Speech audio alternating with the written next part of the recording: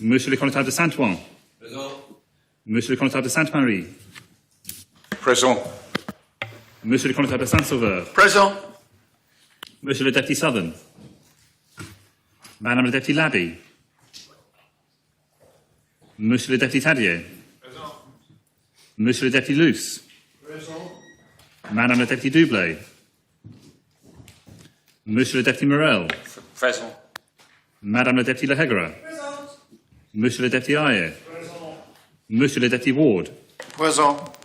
Madame le Deputy Alves. Présente. Madame le Deputy Gardner. Monsieur le Deputy Gorst. Présent. Monsieur le Deputy Farnham. Présent. Madame le Deputy Moore. Monsieur le Deputy Mezek. Présent. Monsieur le Deputy Joseph. Présent. Monsieur le Deputy Balash. Monsieur le Deputy Coles. Madame le Deputy Poré. Monsieur le Deputy Wall. Madame le Deputy Miles. Présente. Madame le Deputy Scott. Présente. Monsieur le Deputy Reniff. Madame le Deputy Curtis. Madame le Deputy Feltham. Présente. Madame le Deputy Binet. Madame le Deputy Jeune. Présente. Madame le Deputy Miller. Présente. Madame le Deputy Howell. Présente. Monsieur le Deputy Binet. Monsieur le Deputy Ferry. Présent. Madame le Deputy Kovac. Présente. Monsieur le Deputy Curtis. Madame le Deputy Ward. Présent. Madame le Deputy Wilson. Présente. Madame le Deputy Stevenson. Présente. Monsieur le Deputy Andrews. Monsieur le Doyen.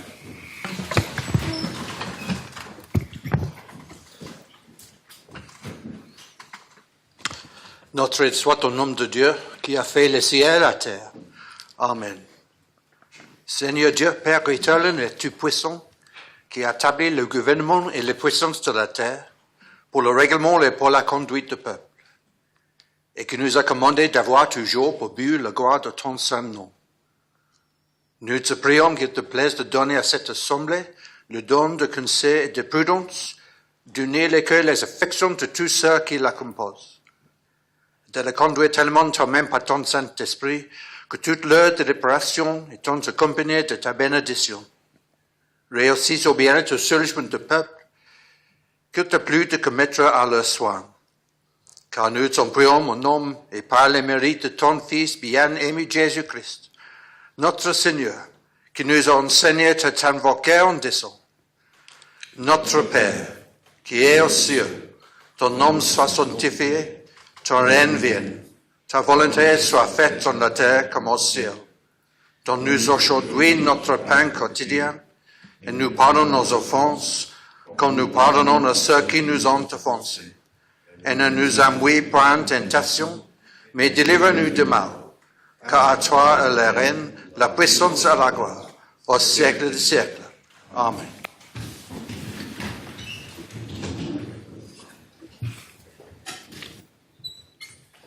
Madame le Connétable de Saint-Laurent. Monsieur le connétable de Saint-Laurent est malheureusement malade ce matin. Vous jurez que Madame le Connétable de Saint-Laurent est tellement indisposée qu'elle ne peut pas résister aux États sans exposer sa santé.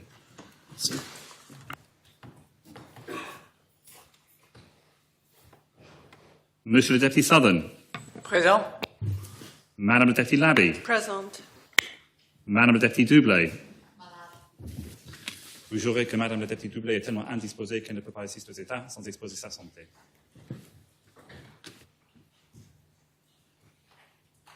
Madame le Deputy Moore. Malade. Vous jurez que Madame le Deputy Moore est tellement indisposée qu'elle ne peut pas résister aux États sans exposer sa santé.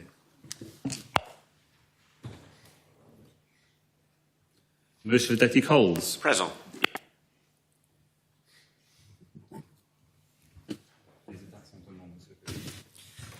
Les États sont constitués. On behalf of members, I'd like to welcome His Excellency to the Chamber this morning.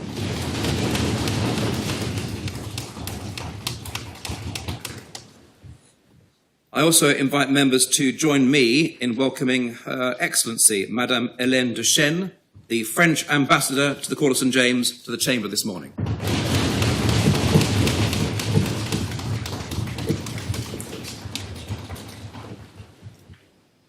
And finally, I am delighted to announce that on Monday, the 15th of July, the island will host the first visit of the Sovereign since 2005. His Majesty King Charles III and Queen Camilla will travel to Jersey on the morning of Monday, the 15th of July, before visiting Guernsey the following day. Their visit will include a special sitting of the State Assembly and the Royal Court, and I very much look forward to this and the rest of the programme planned for the visit.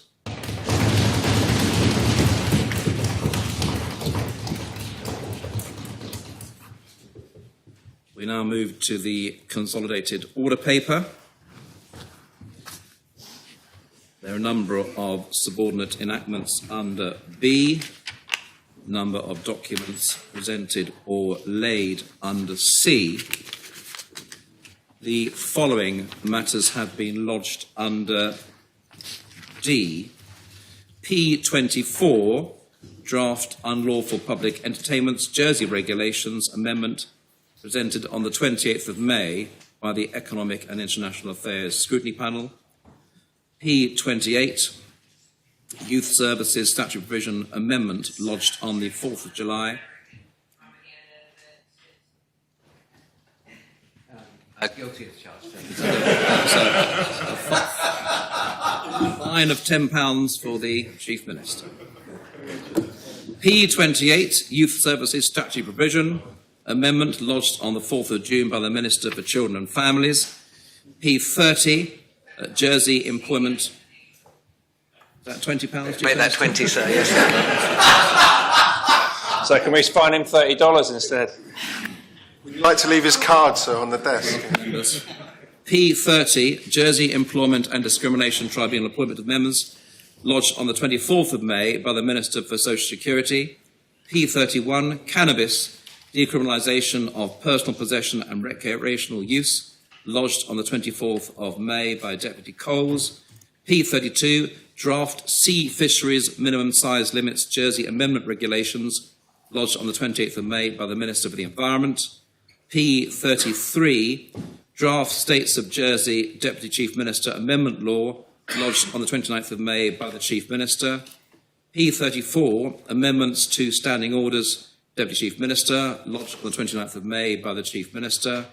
P35, Transfer of 2024 Departmental Underspend into the Stabilisation Fund, lodged on the 29th of May by Deputy Andrews. P36, Draft Employment Minimum Wage and Benefits in Kind Jersey Amendment Law, lodged on the 31st of May by the Minister for Social Security. P37, Affordable and Right-Side Housing Provision on the Waterfront, lodged on the 4th of June by Deputy Miles. P38, Fully Funding Education or Training for all 16 to 18-year-olds, lodged on the 4th of June by Deputy Gardner. P39, Draft Taxation, Common Reporting Standard and United States of America Jersey Amendment Regulations, lodged on the 4th of June by the Minister for External Relations. Nothing under E, F, G or H. A number of written questions have been responded to. We now come to oral questions on notice. I invite Deputy Renouf to put the first question to the Minister for Sustainable Economic Development. Deputy Renouf. Thank you, sir. Will the Minister advise how the proposed government living wage support or subsidy to employers will work, how much it will cost and how it will be funded? Minister. Thank you, sir, and I thank the Deputy for his question. Sir, approximately £20 million in business support funding will be made available over 25 and 26. Rather than providing this directly in terms of subsidies, this will be in the form of support schemes to promote productivity improvements, skills and retention, and targeted support for both agriculture and the visitor economy. The £10 million for each year will be found through the reprioritisation of existing spending, and further details will be included in the forthcoming government plan.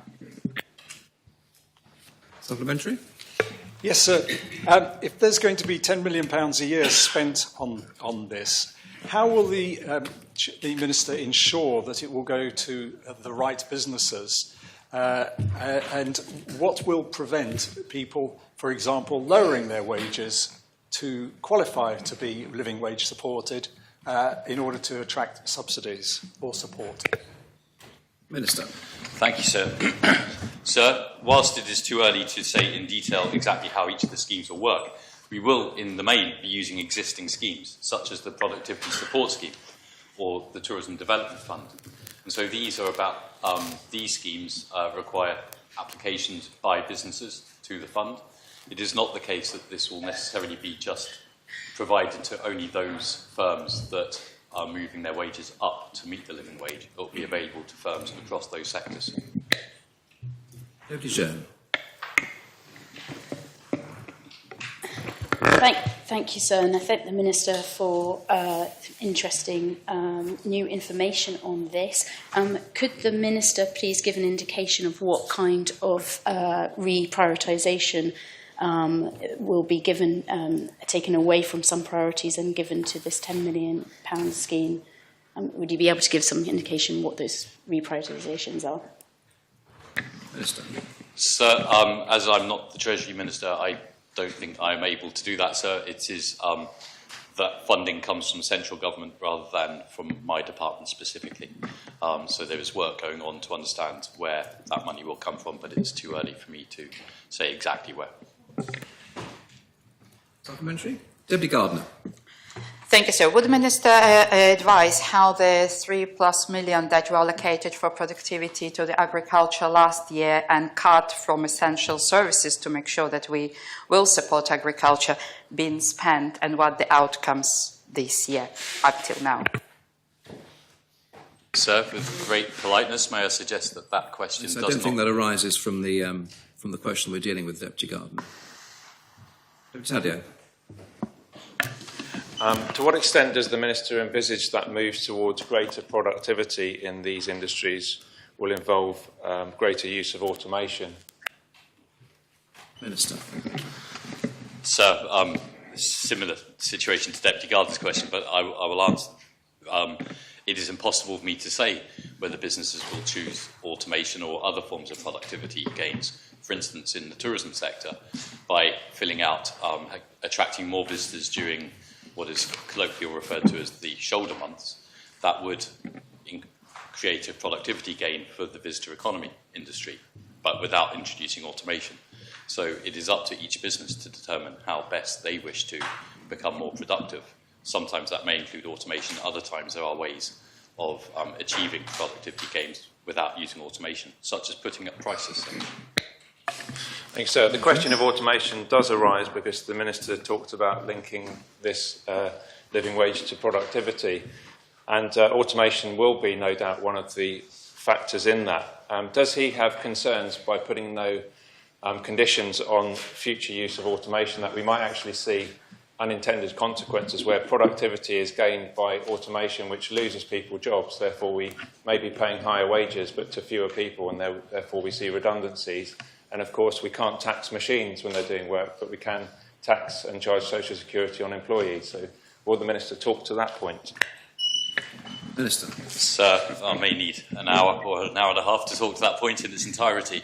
But there is a reality that when you push wages up, the employers are likely, some employers, not all employers, but some employers, may therefore look for alternatives to investment in labour via investment in capital. That could include automation. That therefore could lead to job losses. That's what happens when wages are pushed up, sir. So it is always going to be that balance, and there is no way that we can know how many jobs may or may not be lost precisely, although I do know the Chief Economist team have been trying to model that, sir. So there is an expectation that some, although I believe the models at the moment don't show particularly that many jobs will be lost. We are also operating in an economy in which staff are in great demand. So should somebody lose a role because of an increase in living wage, there are many employers who really need staff. So I do believe those jobs should be picked up by other employers. Deputy Stevenson. Thank you, sir. I think the Minister made it clear that his department, the reprioritisation wouldn't be coming directly from his department. Could he perhaps just confirm that and then give an indication? Will it be across all government departments? Will any areas be protected from reprioritisation? £10 million a year is obviously an awful lot of money to find. Minister. So again, this goes beyond my remit. I am not the Treasury Minister, and so I cannot speak to the wider reprioritisation of finances. Of course, I'm involved in discussions, sir, but as of today, I don't believe any final decisions have been made in regard to that, and so it is impossible. I don't believe I am able to answer that question. Thank you, sir. Supplementary? Yes, thank you, sir. In which case, in his view, does the Minister believe that there will be an impact on any services provided by the Government of Jersey as a result of these reprioritisations? Sir, I do believe we're straying a long way from the original question, sir. Question you can't answer from your last answer. But more to the point, it is too early for me to say. I could not comment on the impact on services in other departments, sir. Deputy Andrews. Thank you, sir. Collectively, the Council of Ministers have obviously agreed financial support for businesses during this transition to a living wage. However, individually, does Deputy Morell agree with the financial support that is granted to businesses across all sectors of the economy? And if so, can he give his reasons as to why that is? So I believe in Standing Order 10, it does say that the opinion of the Minister is not to be sought in questions, sir. Yes, that's correct. Did you have a question you wanted to ask Deputy Gardner? You'll like him on again that was relevant to the question. I will try again. Would the Minister advise if any other industries such as retail or care would be included in the support for the subsidy of the living wage? Thank you, sir, and a very interesting question. Because it is impossible to know exactly which businesses are going to be more directly affected by this change than other businesses. That is one of the reasons why we're using schemes such as the Productivity Support Scheme, which is open to all sectors, and therefore certainly retail and care sector will be eligible for that. In terms of the Tourism Development Fund, one of the things that I have asked for is that the remit be widened so that it's more of a visitor economy fund, which in itself would therefore include retail as well. Supplementary, sir? Yes. Thank you for the Minister for clarification. So we don't know which industries will be included in scheme that will support living wage. We don't know where is the money coming from and what services will be cut. Would the Minister explain how the policy intention was announced without having details how it will be funded and who will be entitled? Minister. Thank you, sir. I have said that schemes such as the Productivity Support Scheme are designed so that all sectors of the economy can be included. So it is not correct to suggest that any sectors will be left out, because all sectors will be able to be included. I believe that this minimum wage rise was very much announced at the beginning of this new government, and therefore the questions about its announcement should be posed to those ministers who expressed that announcement. Thank you, sir. Final supplementary, Deputy Reniff. Yes, there's some irony here, because I did originally submit the question to the Minister for Treasury and was told to submit it to the Minister for Economic Development, and I did say in my reply that I was prepared to bet that there would be a reference to the Treasury Minister in response to one of the questions. My supplementary is this. It seems that the support for the living wage to businesses that was previously announced has been sort of rebranded as a funding for productivity increases. Can the Minister confirm that there will be no money paid to companies who do not get involved in increasing productivity? In other words, there could be companies who will have to meet the living wage, low-wage companies who will have to meet the living wage out of their own resources without government help. Minister. Sir, it is absolutely possible that businesses will choose not to avail themselves of these support schemes and therefore they will be choosing to deal with this increase in living in the minimum wage themselves without support. Thank you, Minister. Question 2, Deputy Andrews will put to the Chief Minister. Deputy Andrews. Thank you, sir. Further to the adoption of P8 2024, will the Chief Minister advise whether any expenditure savings have been identified in the Cabinet Office, whether any such savings include redundancies, and if they do, how many staff have been made redundant? Thank you, sir. This year's Cabinet Office budget includes savings of just under £3 million in line with the 2024 government plan approved by the Assembly at the end of last year. Further savings will be included in the 2025 budget and government plan as agreed in P8 2024. To date, no compulsory redundancies have taken place because of these plans, and the policy of the State's Employment Board remains to avoid compulsory redundancies where possible and instead use alternatives such as redeployment. Thank you, sir. Thank you, Chief Minister. Supplementary? Yes, please, sir. Thank you.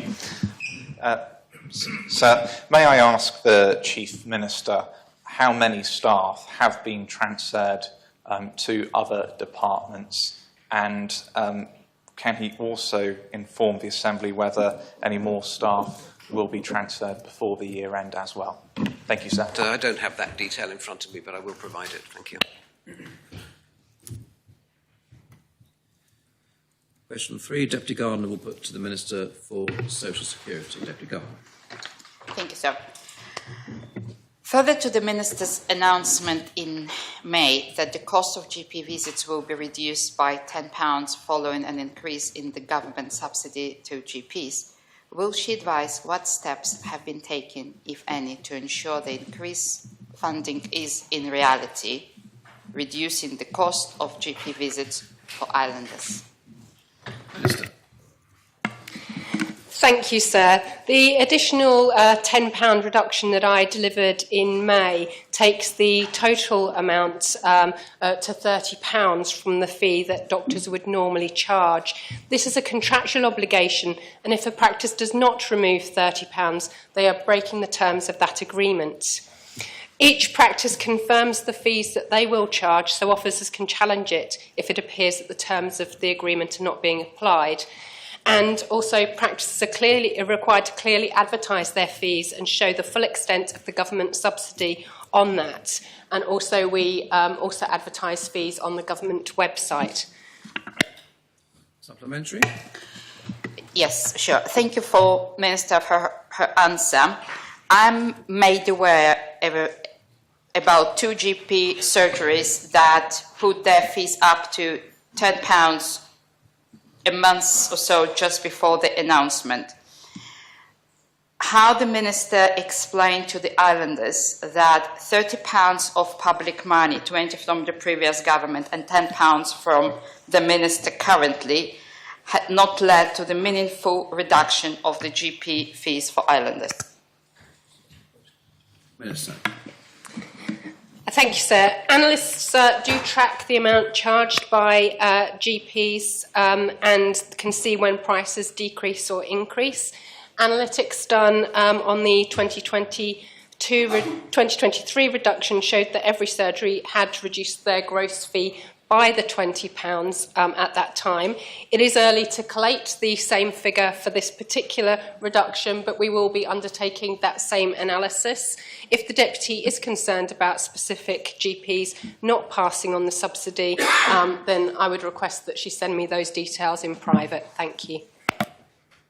Deputy Chair. Thank you, sir. The Consumer Council has found that there's a significant price difference between surgeries, nearly £20 in some instances. Does the Minister not believe that there should be a fairer overall pricing system to visit a GP across the island? And if yes, what steps will she take to encourage this? Taking such steps across overall GP fees would be a significant change to current policy. We do, of course, have certain programmes already in place, such as the free GPs to children and also the health access scheme, which are separate contractual obligations. And we are also currently working on delivering the free GPs for students as well. Supplementary? Yes, thank you. Can the Minister advise if she's planning on any further subsidies for GPs in the future? Minister? I would like to undertake further work to look at how we may well provide further subsidies to people who require to visit the GP due to specific health problems, where they may be required to visit the GP more often than others and may have more significant reasons to visit GPs, but that work is yet to be undertaken. We are focusing at the moment on delivering the States Assembly commitment to free GPs for students. Deputy Bailiff. So would the Minister agree that the costs of general practitioners in running their businesses increase like the costs of any other business, and that it is reasonable for GPs to reflect the increase in the cost of living in the charges which they make to patients? Minister. Thank you, sir. Yes, general practices are private businesses and they are responsible for setting their own fees and managing their costs. So it is therefore up to them to set those fees. I would like again to take the opportunity to remind people that GP fees should be accessible and obtainable when people are booking appointments with GPs, and also again they are on the government website, so people should have full transparency about the fees that they are paying when they make a GP appointment. Supplementary. Deputy Talia.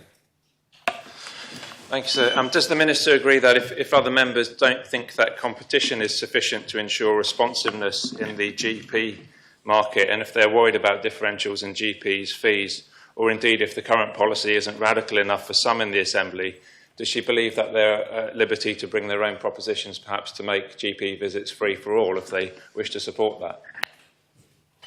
Minister. Yes, of course, and I would remind members that we wouldn't have had free GPs for children, free GPs for students and the health access scheme if members hadn't brought such propositions. Deputy Wilson. Thank you, sir. Can the Minister explain what sanctions she will take to or apply to those surgeries that won't pass on or are unable to actually pass on those savings to patients? Minister. At the moment, as I said during my answer to the initial question, GPs are contractually obliged, and that would be a breach of contract if they did not pass on that fee reduction. So if any member has any evidence to suggest that that has happened, please could they give that evidence in private to me? Thank you. Supplementary. Thank you, sir. I think the question was about sanctions. Yes. At present, I am unaware of any instances in which a GP has not passed on the reduction. If that was the case, then I would indeed need to consider some sort of sanction, but I haven't had to as yet. Thank you, Deputy Ayer. Thank you, sir. The Minister mentioned that there may be further subsidies. What long-term effect will these extra subsidies have on the HIF fund? Thank you, sir. Minister.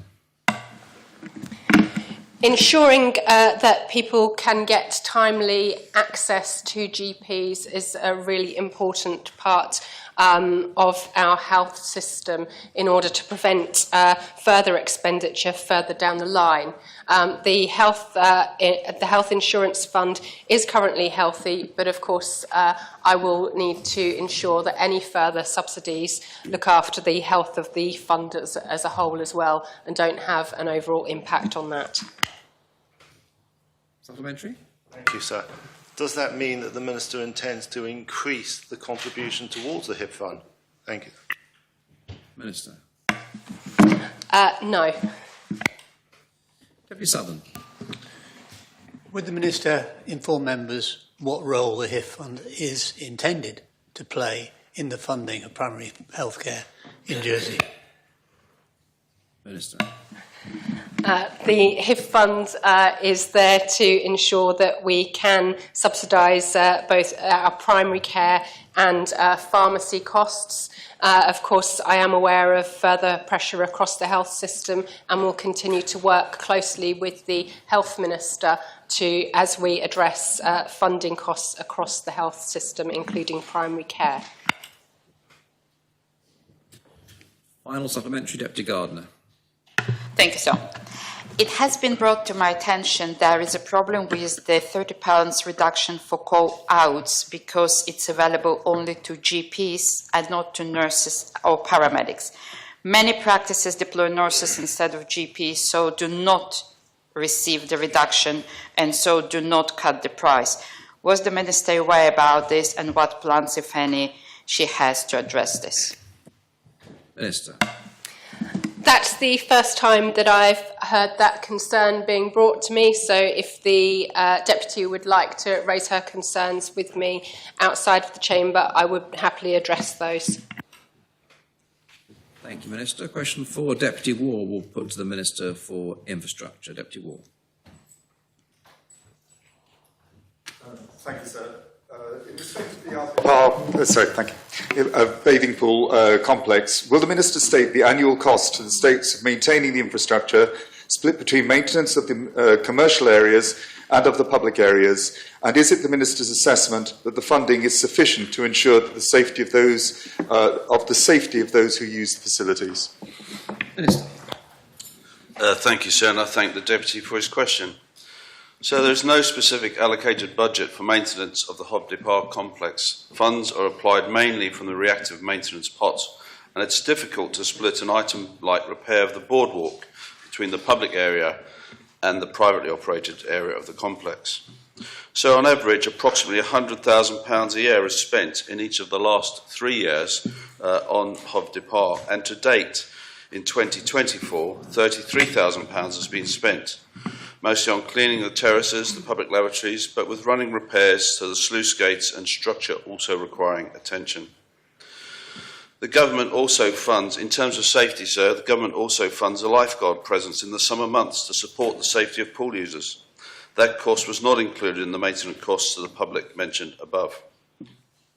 This year, a more frequent scrubbing service is being funded to mitigate the build-up of seaweed on the terraces and steps underwater, which is intended to go some way to mitigating the slip hazard in response to requests from the community. There are also limited funds that we're making available to carry out some redecoration of the external facades of the complex, and which are showing effects of exposure to the winter storms, and also some works to the roof. Thank you, sir. Supplementary. Yes, sir. Has the Minister considered using alternative organisations such as Jersey Heritage, who've got a tried and tested model in supporting heritage sites? Clearly, it's not the infrastructure department. This is a major burden on the infrastructure department. Shouldn't he consider using Jersey Heritage and other alternative organisations to run the operation for them? Minister. So I'd be delighted to talk to any interested party who would take this liability off of my hands, sir. As I mentioned, sir, we've invested on average £100,000 a year in the last 3 years. In the last 2 years, sir, we've had no revenue. We've had no money for utilities and no rental income, sir. So I'd be delighted to talk to anyone. Thank you. Deputy Coles. Thank you, sir. Is the Minister assured that they, as this property, as the Lido is tenanted, that they are meeting all their obligations for maintenance under their landlord obligations? Thank you, sir. Sir, with all of our properties, including the Lido, the focus is on our statutory requirements, sir, and that includes things like electrical testing, Legionella, and fire safety. So if you look at the website today for the Lido, it's advertising that they can host for up to 1,000 people, both inside and outside. That is not true, sir. The limit for the Lido is 300 people, sir. Thank you. Supplementary, Deputy Coles. Yes, sir. As the Minister mentioned about fire testing, electrical testing, is proper notice given to the tenant before accessing, as this is also licensed premises? So I'd imagine that is certainly the case in terms of routine maintenance, sir. I would have to check if the Deputy's got information that is contrary to that. I'd be pleased to hear from him. Thank you. Deputy Ward, final supplementary. No, thank you, sir. Question 5, the Connotab of St Martin will put to the Minister for Education and Lifelong Learning. Connotab of St Martin. Thank you, sir. Will the Minister advise what consideration, if any, is being given to following France and banning or limiting the use of mobile phones in schools in Jersey? And further to his response to written question 212-2024, will he advise when the responses to the 2024 Children and Young People Survey about this topic will be published? Thank you, sir. Minister. Thank you, sir, and I thank the Constable for the question. There is an ongoing consideration of mobile phone use in schools and what a blanket ban may look like for schools. I would say so that most secondary schools on Ireland already have strict mobile phone policies in place, and many local schools have been phone-free during the school day for a number of years. So Statistics Jersey, in the second part of the question, will be conducting the Children and Young People Survey on the 7th and 18th of October 24. The year groups involved are years 4, 6, 8, 10 and 12, and the results are expected to be published in March 2025. Thank you, sir. Supplementary? Yes, thank you, sir. Smartphone-free childhood is a parent-led movement on a mission to protect millions of children from the dangers and distractions of smartphones. And this movement is gaining traction in Jersey. Some of us met members of this movement at a recent constituency surgery. So I would just like to know whether the Minister would be prepared to meet with this group to further understand their concerns. Thank you, sir. Minister. Thank you, sir. Yes, I have had a lengthy conversation with one of the members of the group already, so I am aware of the issues involved here, and I am very cognizant of some of the issues that are raised. I've also, so will be meeting head teachers in their meetings next week for secondary heads and primary heads as well. So I've also been to a number of schools recently. I will be visiting all schools in the next few weeks and months and doing that thing which is most important, which is speaking to young people. And their views on this are mixed.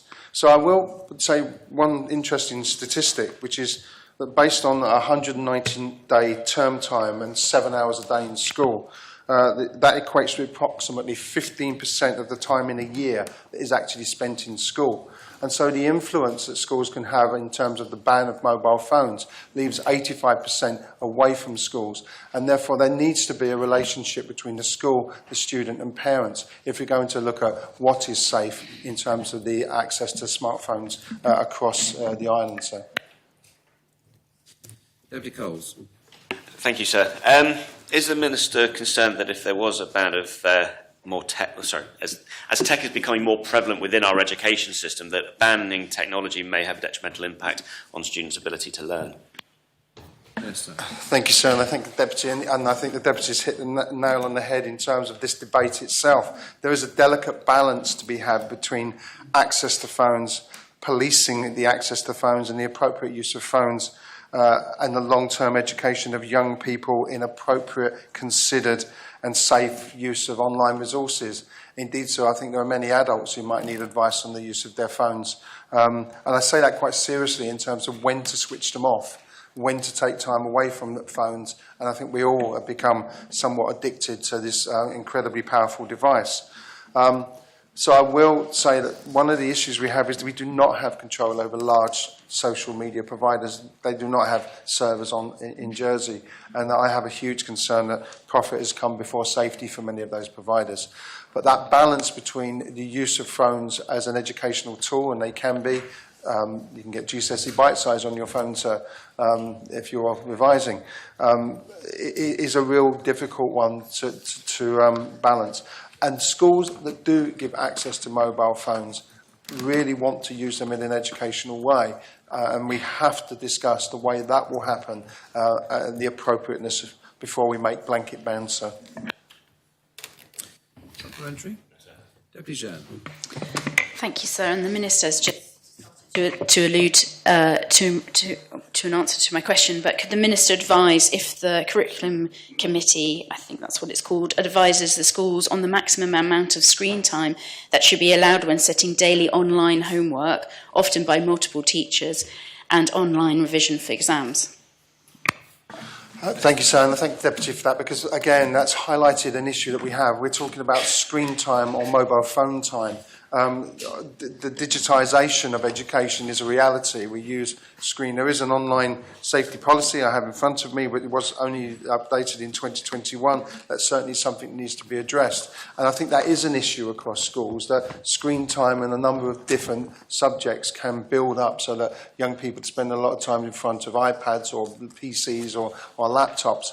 I think the question, though, about mobile phones is how we will use those appropriately in conjunction with that screen time. And yes, it does have to be controlled. I know there's research into the effect of blue light when they should be switched off. And so what I would say is I'd like to take the opportunity to say to parents, I know how difficult it is with children. I have children myself. But I would urge them to think very carefully about when they would buy a mobile phone, having the controls, and there are parental controls that can be used on phones, and having the switch-off time for their children and controlling that. It is really difficult, but schools will be there to support parents in terms of that application of controls over the use of phones. Yes, sir, thank you. And will the Minister advise what discussions have been had on some of the potential addictive qualities of online curriculum support apps that are used in school? And this could add to the concern around behavioural addiction, especially at primary school age. And I can give some examples to the Minister in private as well. Yes, thank you, sir, and that is a real issue. The online safety policy does need to be reviewed. It's more a safeguarding policy as much as anything else when it comes to addiction. These are new issues that are rising all the time, particularly with the way that apps are produced, and there is an issue there we have to address. But I will go back to the point so that the 15% of time spent in schools, it will be easier for us in schools to control that access, to control what is used, and control the use of mobile phones. All of the 11 to 16 schools do not allow, for example, phones to be used in school. My concern is that other 85% and how we can educate, inform, help parents, help young people to really control when they're not within the auspices, control and the in loco parentis of the school day. So, thank you. Sorry, sir, I was just wondering, I think both my questions the Minister was not really answering in the sense he's answering about parents and the control outside of school, but I was talking about the curriculum and the fact the use of the curriculum on these specific apps that have addictive behaviour. If you could just answer if there's discussions around that particular use of these support entities that schools are starting to introduce into the curriculum. I think you did address that, but is that right, Deputy Ward? So it's a very generic question in terms of the curriculum. Forgive me, sir, but curriculum to me is the content of a curriculum, of the content of... I think what the Deputy means is the increased use of apps that may come with a particular curriculum resource. So, for example, schools I know can buy curriculum, difficult word to say, resources, a book, and the book can also be online. There can be an app with questions, etc., etc. They can be very useful, sir. They can support learning. They can be a background to learning, and they can give ease of access, particularly around exam time. In terms of the balance of time and the addictiveness of them, we have to look very carefully at that. I agree. But we also need to think about how are we going to guide our students through the preparation for exams, the preparation for the future world in terms of the use of digital technology. And that balance, is a very, very difficult one to have. But I'm more than happy to talk that through, both at Curriculum Council, PSC development, and also when I talk to head teachers in the coming weeks, because that is certainly something we'll be discussing. Deputy Gardner. Thank you, sir. And I welcome Minister's response about the balance and control in school and outside of school. Would the Minister advise what plans, if any, he has to enhance online safety training within school and to parents to make sure that it's all worked cohesively? Yes, thank you, sir. Thank the Deputy, because I think that is exactly the point. We do have to work on that. We are in a world of sort of exponential growth in what's available on smartphones, and we need to try and respond to that in terms of the way in which we educate and inform parents on the use of those apps, etc. And I think we do have a larger piece to do across the board with parents and young people. I will say, though, sir, that schools can only be responsible for so much. There is only so much time in the day and access that we can have, that teachers can have. And teachers cannot be responsible for every single aspect of what's going on in a wider society. However, they do that. There's some good advice given, and I am working on some things that we could put out centrally. So, for example, some simple videos, for example, on showing parents how to set parental locks on phones, which can be done, and some simple advice on limiting screen use. So I would say there is also a balance that sometimes phones are given to children who start to walk to school, for example. And in those situations, I know that primary schools, year sixes, for example, give their phones into the office when they arrive, and yet again, schools are doing their best to control that usage. So there is a balance to be had, and that's the relationship between parents, schools, and the student that we can certainly build and work on to give the advice where possible. Supplementary? Deputy Sadio. Does the Minister accept that, whether it's for an adult or a child or pupil, that a phone isn't just a phone, it's also a diary, it's a wallet, it's a calculator, it's a compass, it's an encyclopedia, it could be their books, and it can be a music tool, including for writing, reading, and even playing music. Et ça peut même être un outil pour la pratique et l'apprentissage de notre langue, si on le veut. So does the Minister think that actually the focus should be on not banning, but limiting and encouraging appropriate use of phones in schools? So, and merci pour la question. Yes, sir, I agree. And again, we are in this delicate balance. Where do we educate our children in the appropriate use of these devices, which are real? I know I have music on my phone, and I spend my life, really, the majority of my time, listening to music on my phone. Children do have diaries. There are some really useful learning apps, for example, but we have to get that balance right. So I go back to this figure that only 15% of time is spent in school. I think as an assembly, if we want to make a decision on the wider use of phones and the wider ban or the wider access to what type of phones young people will have, that will be a decision for this whole assembly, because it is much wider than just schools. It goes across our society into all aspects of what young people do.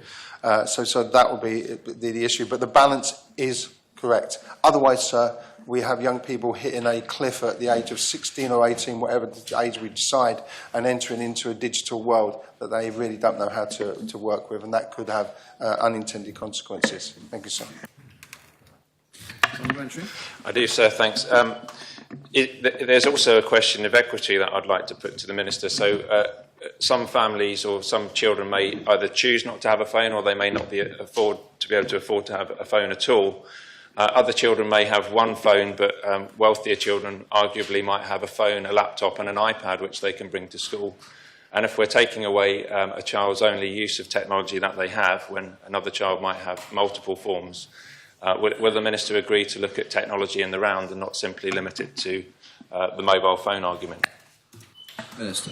Thank you, sir. We're stretching the question over mobile phones here, but yes, I think that was exposed largely during COVID, when young people were working at home online, and many didn't have devices other than a phone to work on. And there were many, I know, constituents, parents who were contacting me saying that they were having to give their phone to their child to work on online work. So yes, we do need to address that, sir. I think the access to digital devices to access is different from the access to mobile phones. And it's a strange sort of mix, really, between the access in terms of economic ability to have a phone, and those who may well have the economic ability and much more that want to protect their children in a different way from access to phones. And again, we have another sort of disparity between the two areas of our society. So I don't have the full answer to how we address that issue. I don't know if we have that full answer as an assembly and as a society, but one of the things we need to do is try and work together to come up with the best solution to that. And that, personally, so I think that is funding our schools appropriately, looking forward and enabling our schools to do the best possible job they can in supporting our teaching staff and our schools in general. Thank you, sir. Final supplementary comment time for St Martin. No, thank you, sir. Thank you, Minister. Question 6, Deputy Jean will put to the Chair of the Committee. Deputy Jean. Thank you, sir. Will the Chair advise what consideration, if any, is being given to charging additional parish rates on commercial properties with solar arrays? And if such consideration is being given, will he explain the rationale for the change being considered? Sir, I thank the Deputy for her question. Whilst it's the duty of the Assessment Committee to assess the rateable value of each area of land under Article 38 of the Rates Jersey Law of 2005, there is no consideration being given to charging additional parish rates on private commercial properties with solar arrays. However, rates are assessed on plant and equipment owned by the JEC and indeed other utilities with plant on private sites. Thank you, sir. Supplementary? Yes, sir. I have read the minutes of the Rates Committee, and I would have read that differently because it is asking that the solar arrays itself is considered storage equipment. Those solar arrays are not storage equipment; they don't store electricity; they create electricity and then move on. So I was just wondering if that was then, am I misinterpreting that? Because that is how I read the minutes of the Rates Committee. It was very specific. And I do know that the rates form is now asking for commercial businesses to say how much solar panels they have on their roofs, and also that the JEC also has to submit how much solar panels that they have on roofs as well, and they are given the rates, additional rates to that as well. So we just seem to have a different interpretation of those minutes. Thank you, sir. The Deputy is partly correct in that, yes, the JEC are assessed, as I indicated earlier, on their plant and equipment, but private individuals are not at this moment. The Committee is trying to be ahead of the curve on this, and whilst we have asked for indications of solar arrays to be put on rates forms, it's really an information gathering ploy at the moment, and there is no intention. In fact, the rate assessors, when they last met in 2023, 10th of May, it was agreed that solar panels on domestic property would not be assessed, so it may be a question, sir, of interpretation, as the Deputy suggests. Thank you, sir. Deputy Ward. Thank you, sir. I'm going to come back to my favourite topic, and that's vacant homes. When I approached the committee, they said about, when I asked about collecting data on vacant homes, I was told that because it didn't form part of the rates assessment, they weren't prepared to include that information. This is a question on solar arrays, not on Sorry, vacant homes. it's about the similar idea of storing and collecting information, sir. The constable is just referred to... That may arise from an answer, it doesn't arise from the question. Okay, so I'll withdraw. Deputy Stevenson. Thank you, sir. I'm just a little bit confused. Can the Chair please confirm, is he saying that solar arrays are or aren't plant and equipment? And could I also just add to that as well? I think the last answer from the Chair referred to domestic properties. The question was about commercial properties. Are there, I believe there are other commercial properties that could fall into this category that aren't the JEC. Is he able to confirm that's the case, please? Thank you, sir. The the plant and equipment belonging to the JEC at present will be assessed. Consideration hasn't been given by the supervisory committee via the assessment committees as to whether commercial arrays or commercial plants, should we say, owned on private properties will be assessed or not, and that'll be something for a future committee to consider. Thank you, sir. Parliamentary. I'm just interested to know what a definition of commercial arrays would be, please. Well, sir, it's for the assessment, the assessment committees to establish that. My view would be that if a business were to be getting an income from the sale of electricity from their commercial arrays or from their arrays, that would be considered commercial. Clearly, JEC plant and equipment is commercial. There's no question about that whatsoever. Thank you, sir. Deputy Brenner. Yes, sir. The minutes which I have in front of me say that the charge will be levied on the basis that the solar panels provide storage of electricity. As Deputy Jeune has said, solar panels do not in any shape or form store electricity. So the premise of the charge seems to be false. Could the chairman confirm that that is indeed the case? So the arrays don't store electricity, if you like, but of course it is plant and equipment, and it's on that basis that the assessments are made. So my point being that the level at which the charge was set was explicitly designed on the basis that they did store electricity. So the fee was set at a level based on a flawed assumption. If this charge is going to be, I mean, it seems to me that's poor enough in the sense of the application to commercial properties, but if this is going to be extended to other properties as well, could the Minister confirm that the Chairman confirm that the committee will look again at the basis on which they are basing on this charge? Thanking the Deputy once again for his interpretation. So mine is different in that solar arrays are plant and equipment, and I don't think there's any question about that. And the fact that plant and equipment is used to generate commercial income by the JEC seems to be without question. But it's notwithstanding that, so the assessment committees will be pleased to consider any interpretation which may vary from that. Thank you, sir. So, point of order. The minutes are quite clear. I can read them. It's not a point of order. I don't think. Final supplementary, Deputy Jeune. Yes, sir. I think it would be useful to talk to the Chair further after the State Assembly, but could the Chair advise how this rationale fits with the Government's policy of encouraging diversification of energy, and does he not think this introduction of red tape prohibits wider private investment in diversification and using more roof space to do so?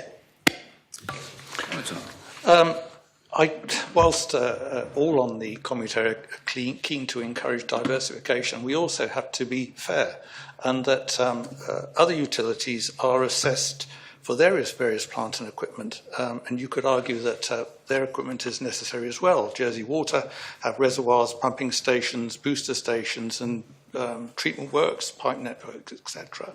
The gas company has gas holders, compressor pipe work, and so on. Jersey Telecoms have cabinets and repeater stations, and so on. So the committee, or the supervisory committee, always tries to be fair in these situations. I don't think we can exempt one particular utility over another. Thank you, sir. Question 7, Deputy Stephen will put to the Minister for the Environment. Deputy Stevenson. Thank you, sir.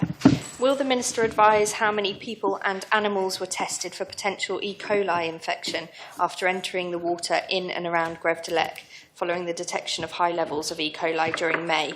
And of those tested, how many were found to have tested positive for E. coli infection or any infection linked to the potential presence of E. coli? Thank you, sir. So I'm not aware of any islanders that were tested, but I can confirm that no cases of waterborne illnesses in humans have been reported since the 1st of May in association with waters in and around Grève de Lec. In accordance with the Loi 1934 sur la santé publique, E. coli infection would be potentially notifiable depending on the clinical presentation and associated patient history. In regard to animals, in Jersey, E. coli is not a notifiable disease or reportable pathogen in animals. It's important to note that E. coli can live in the digestive tract of livestock without causing them ill health and may be shed in their faeces. The carriage of many harmful bacteria such as E. coli, Campylobacter and Salmonella by herds or flocks cannot be visibly detected by farmers or vets. The Animal Health and Welfare team have therefore not tested any animals, livestock or pets for E. coli. We've not had any reports or concerns from private vets who attend to and treat livestock in Jersey, and certainly no reports of a large number of unwell or dead livestock. Supplementary? Thank you, and I'm grateful to the Minister for that answer. Is the Minister aware then, anecdotally, of any cases, as I am, of people, including families, who did report illness after swimming in the sea in the days before the testing, which identified the high levels of E. coli, and where there are reports, for example, on social media of animals getting sick? Have they been looked into, or have those individuals been approached by staff from his department? So I'm not aware of any of those reports myself, but I'm sure that the inquiry which is being conducted at the moment will certainly review all that evidence and take it into account when it comes to its findings. Thank you, Minister. Question 7, Deputy Iyer will put to the... Sorry? Forgive me, I'm on question 8. It's still Deputy Iyer, you're right, thank you. Question 8, Deputy Iyer will put to the Minister for Sustainable Economic Development. Deputy Iyer. Thank you, sir. Will the Minister provide his assessment of whether it remains appropriate for Channel Island Lottery scratch cards to be sold for £10 each, and will he advise what financial contribution, if any, is made from scratch card sales towards supporting problem gamblers? Thank you, sir. Minister. Thank you, sir. Sir, the Channel Islands Lottery is hugely important in raising funds for our local charitable sector. And members will recall that recently more than £1 million was voted through this Assembly to be distributed locally this year from those lottery proceeds. A safer gambling campaign to promote responsible play and awareness of the services and help available to problem gamblers will be launched this year, I'm pleased to say, sir, specifically for the Channel Islands Lottery. Beyond this, there is currently a full review being coordinated with colleagues in Guernsey of the lottery games, including the £10 tickets and the future direction of the lottery. Thank you. Supplementary? Thank you, sir. In August 2019, Camelot ended the sales of its £10 scratch cards because, and I quote, these particular games over-indexed amongst problem gamblers. The UK Gambling Commission said, after careful consideration of new evidence, both the Commission and the licensee agree that all scratch cards at the £10 price point should be removed from sale. Will the Minister follow the lead from Camelot and the Gambling Commission and ensure that £10 scratch cards are withdrawn at the earliest opportunity? Thank you, sir. Minister. Thank you, sir. As I mentioned in my previous answer, we are working with the Guernsey lottery authorities at the moment on a review of the lottery, and that will include a review of those £10 scratch cards. Thank you, sir. Deputy Alex Curtis. Thank you, sir. The Jersey Gambling Commission have a code of practice for those using gaming machines on maximum stakes and the maximum repeated uses. Is the Minister aware if there is any code of practice issued to prevent unlimited purchase of quantities of scratch cards of any denomination? Minister. Thank you, sir. I have to say I'm not aware, but obviously can find out and will supply members with the answer.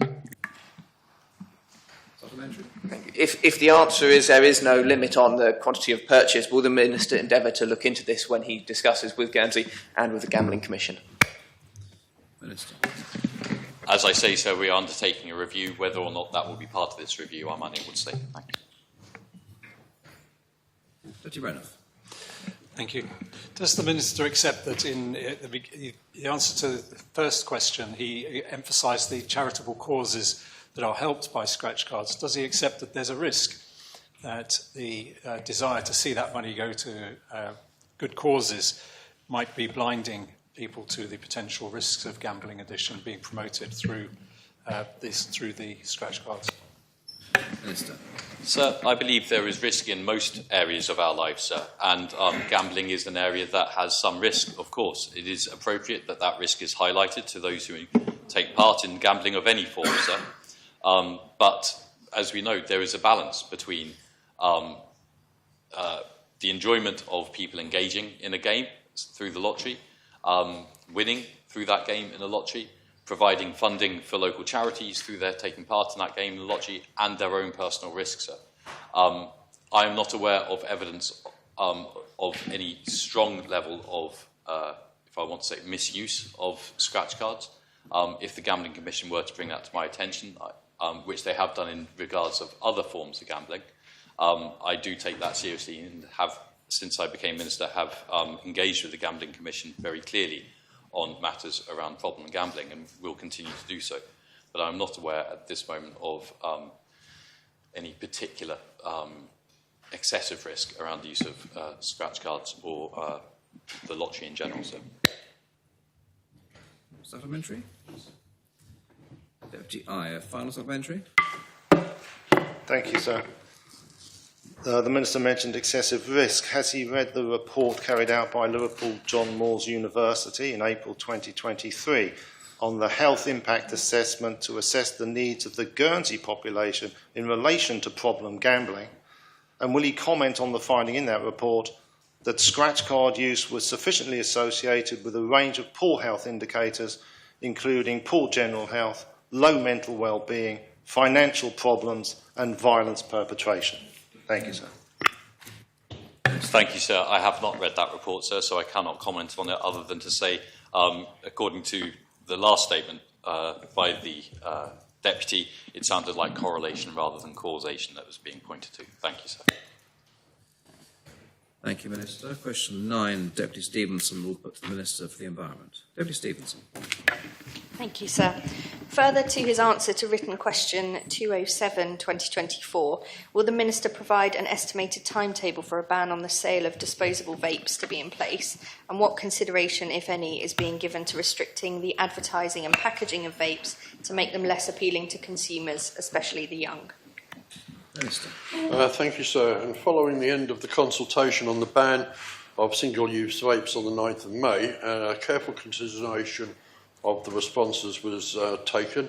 The Minister for Infrastructure and myself have agreed that work can proceed in drafting the changes required to single-use plastics restrictions Jersey Law 2021 to expand it to include single-use vapes.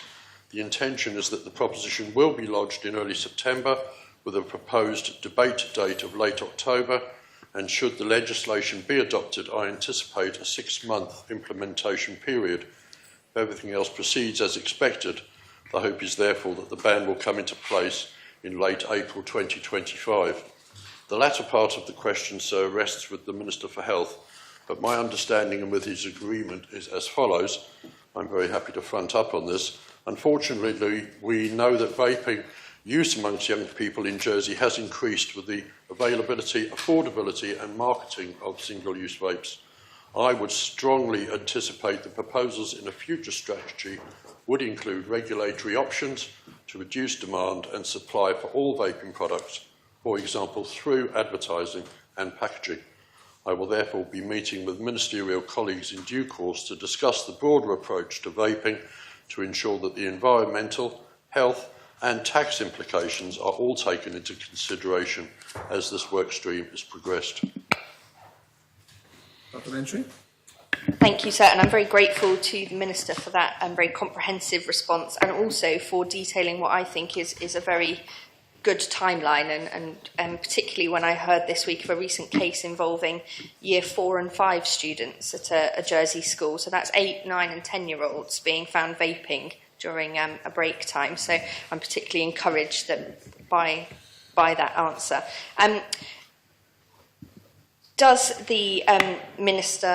would the Minister support a move to bring advertising and packaging of vapes, those that would continue to be sold, into line with those which apply to cigarettes and tobacco?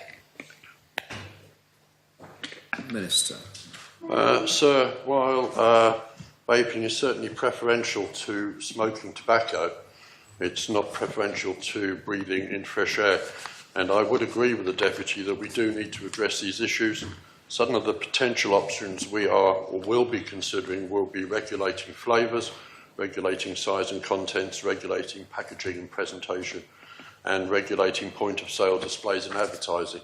But as I say to the Deputy, future discussions will take all of this into account once we can get the single-use vaping issue dealt with, and I anticipate that we may have some more amendments, propositions to bring back to the Assembly in future months once we can get a wider strategy together.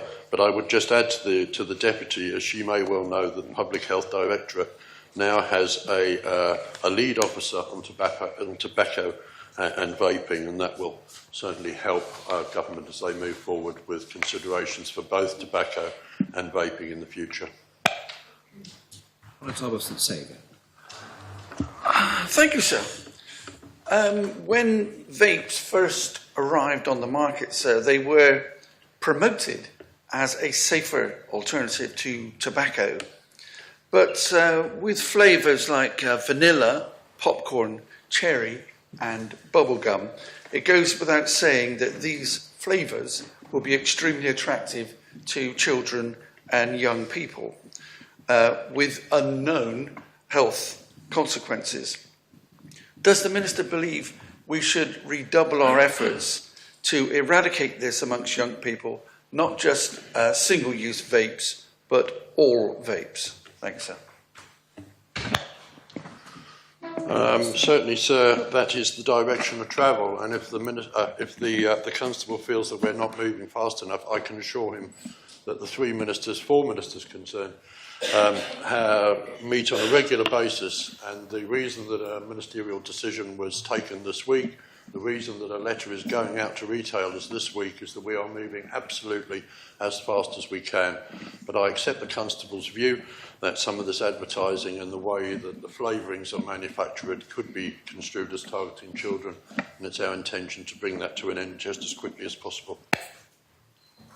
Thanks, sir. I thank the Minister for his comprehensive answers, sir, but maybe it's probably one with education as well, as whilst commuting the parish, I have most of the schools in my parish, unfortunately see large plumes of a vape smoke which can hardly be disguised coming up from school bus stops, which is something that needs to be stopped because it does encourage other children to do likewise. But I thank the Minister for his support on this one, and I agree with the original questioner that everything must be done to eradicate this. Do you have a question? I'm just coming there, sir, and I would fully support the Minister on this. Does he not agree? I'd very much like to support myself on this issue, sir. Thank you. Thank you, Minister. Deputy Chairman. Thank you, sir. And we're always told that introducing legislation or legislation work can take time and resources from the team. So could the Minister advise what work is being dropped or postponed in his team to prioritise the ban on disposable vapes? Minister. I'm not sure that any work has been taken off a list for prioritisation. This was always one of the issues that the ministers and I were considering and something we wanted to bring forward. So I can't actually tell the Deputy if anything has dropped off the list, but certainly this is a priority. We've consulted, we've indicated the date that we want this to come to the Assembly, we've indicated the date that we will bring it into force. It will be in line with the UK, and the reason that we've written to retailers this week is to give them the longest possible lead-in time to clear those stocks. We had originally suggested a 6-month implementation. They suggested 12 months. It's about 10 months from this week that we're indicating to those retailers. I believe the Assembly will support us in bringing this legislation, and it's fair to retailers to have as much time as possible, while at the same time we bring this into effect just as quickly as we possibly can. Supplementary. Yes, and will the Minister be bringing any more bans under the Single-Use Plastic Law 2021 in his term? I don't have any under consideration at the moment, sir. If some arrive, I will certainly consider them. Deputy Bailiff. Thank you, sir, and may I also congratulate the Minister on a very clear and thorough response to the question. Can I just ask him to bear in mind the distinction between the use of single-use vapes, particularly targeted at children, which provides a pathway to nicotine addiction, as against the use of vapes in the adult population, where they can provide a pathway away from nicotine addiction? And can I ask him whether he is aware of that distinction and prepared to take that into account when designing the legislation that may be coming forward? Yes, thank the Deputy for the question. I am aware of the distinction, and obviously it's clear that the single-use vapes are cheaper to purchase, therefore easier to obtain. But we did, after consultation, receive good responses both from the prison and from Health to Quit, and both of those groups of people suggested maybe bringing in exemptions of single-use vapes, both of those. We've gone against that, mainly on the basis that, of course, there is an option to single-use vapes, and that's to buy rechargeable and refillable vapes. I go back to my original answer, sir, and say vaping is certainly a preferable option to smoking tobacco. But I would also say to the Deputy that while we don't know of any long-term effects of vaping at the moment, it's not impossible that some may come forward in the future, and we need to take that into account as well. As I said at the outset, smoking fresh air is much better to smoking tobacco or vapes.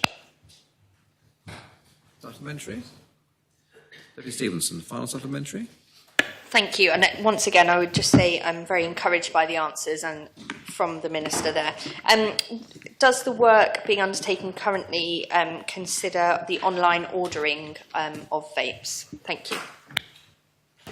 Yes, sir, we will be taking into consideration all the various options, and banning the sale in Jersey is one of them, and we're very aware that ordering online and having products posted to individuals through the post from the UK is an option, and we will be looking at making sure that is closed as well. Thank you, Minister. Question 10. The Connotab of St Martin will ask of the Minister for Infrastructure. Connotab. Thank you, sir. Will the Minister advise what progress, if any, has been made in implementing the recommendations of the Island Road Safety Review R185/2021 and explain how the Strategic Road Safety Unit will help to deliver this work in tandem with the Sustainable Transport Policy? Minister. Thank you, sir, and I thank the Constable for her question. I also thank her and my predecessor, Deputy Binet, for ensuring that funding is in place for us to carry out this important work. I'm pleased to say that the work is underway across all 23 recommendations which are on the programme. At the start of this year, a strategic safety unit was established, and with the support of this new team, I will publish a collision and casualty reduction plan later this year, enabling delivery of the safe system approach, identifying specific actions to help prevent collisions and reduce injury severity. We're committed to this work, sir, and along with the Constable of St Helier, I'm working with the infrastructure team at looking particularly at vulnerable road users, with crossings in and around St Helier being one of our priorities. We're also working on the Roads Law Review project, and I recently signed a ministerial decision to draft legal limits for drug driving offences, as well as roadside testing to address high-risk behaviours on our roads and support the police in their network. And I'll be asking the Assembly to support those proposals when I bring them forward. Thank you, sir. Thank you. Supplementary? No, thank you, sir. I'm just heartened to hear that progress is being made. Deputy Chair. Thank you, sir. In the Island Road Safety Review, it says that DVS aligns itself to UK and EU practices and standards in vehicle testing, and the review states by 2024 they will achieve very close alignment. Does the Minister believe that this alignment has been achieved, and if not, why not? Minister. Thank you, sir. Thank you, Deputy, for a question. So we're working closely with DVS in terms of what they do and how frequently they do things. So the road users in Jersey have a very different requirement than road users in mainland Europe and in the UK. So we're working closely to align ourselves, and we will continue that work. Thank you, sir. Thank you. Supplementary? Yes, sir, and I'm sure I'll follow up with a written question to get more details on that in the future. But the review also talks about the actions required to support different levels of casualty reduction targets, those being 33%, 40% or 50% by 2032. And given the news last week on, unfortunately, on our casualty reduction not being met and being one of the highest in mainland Great Britain or in many EU countries, what target is the Minister aiming for in his decision-making on what actions are to be done in the next 2 years around these different targets? Minister. Thank you, sir. And I share the Deputy's concern, sir, about the statistics that were published last week. So they're more than statistics, sir. Every collision that involves injury, sir, impacts on an individual, on a family, on friends, colleagues, etc., sir. So it's the human cost as well as the financial cost of those collisions. So we're putting the report together, sir, and within that report we will put in targets. So it's too early for me to preempt that, but within a couple of months, sir, I'll be coming back with that report and with those targets. Thank you, sir. Deputy Bailiff. Thank you, sir. Does the Minister accept that the question of road safety interacts with many other aspects of government policy, and in particular, the poor safety statistics represent a barrier to the adoption of more active forms of travel, and that therefore we should be aiming for being better than relevant jurisdictions rather than considerably worse in these respects? Minister. So I totally agree, sir. And in recent weeks, I've been out not once but twice, with 3 times actually, sir, with infrastructure colleagues on my bike, to see different areas of the island where we hope we can introduce improvements. So road safety is a responsibility of all of us, as states members, but also as road users, whether we're walking, cycling, or driving a car. And it's our aim, sir, to improve both the infrastructure and the education that we give to the community. Thank you, sir. Supplementary? Yes, sir. Does the Minister agree that there is potentially an issue when we find in social media comments being made that are derogatory about people taking active travel options such as cycling, and indeed that this can legitimate behaviours that are dangerous on the roads, such as what are called punishment passes and so on bicycles, riding too fast, too close to cycles, because an atmosphere is created around this? And does he agree with me that we ought to have a responsibility to counter this kind of negativity around these forms of travel? Yes, sir. I read similar social media to the Deputy, sir, and it does concern me. So I do believe that is being generated by a minority. So in talking to members of the public right across the island, different demographics, there's an understanding that we do need to improve our road safety. And I'm pleased to say, sir, that we're working closely with Justice and Home Affairs and the police to ensure that we can bring this to bear. Thank you, sir. Thank you, Minister. Question 11, Deputy Ward will put to the Minister for Sustainable. Thank you, sir.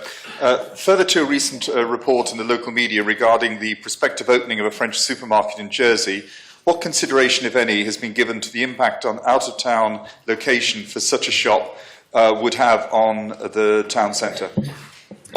Minister. Sir, my engagement with French supermarket groups has been driven by islanders' desire to see greater competition and greater choice in the supermarket sector, and that choice including hopefully lower prices. It's also been driven by the need to have a more resilient food supply chain into this island, sir.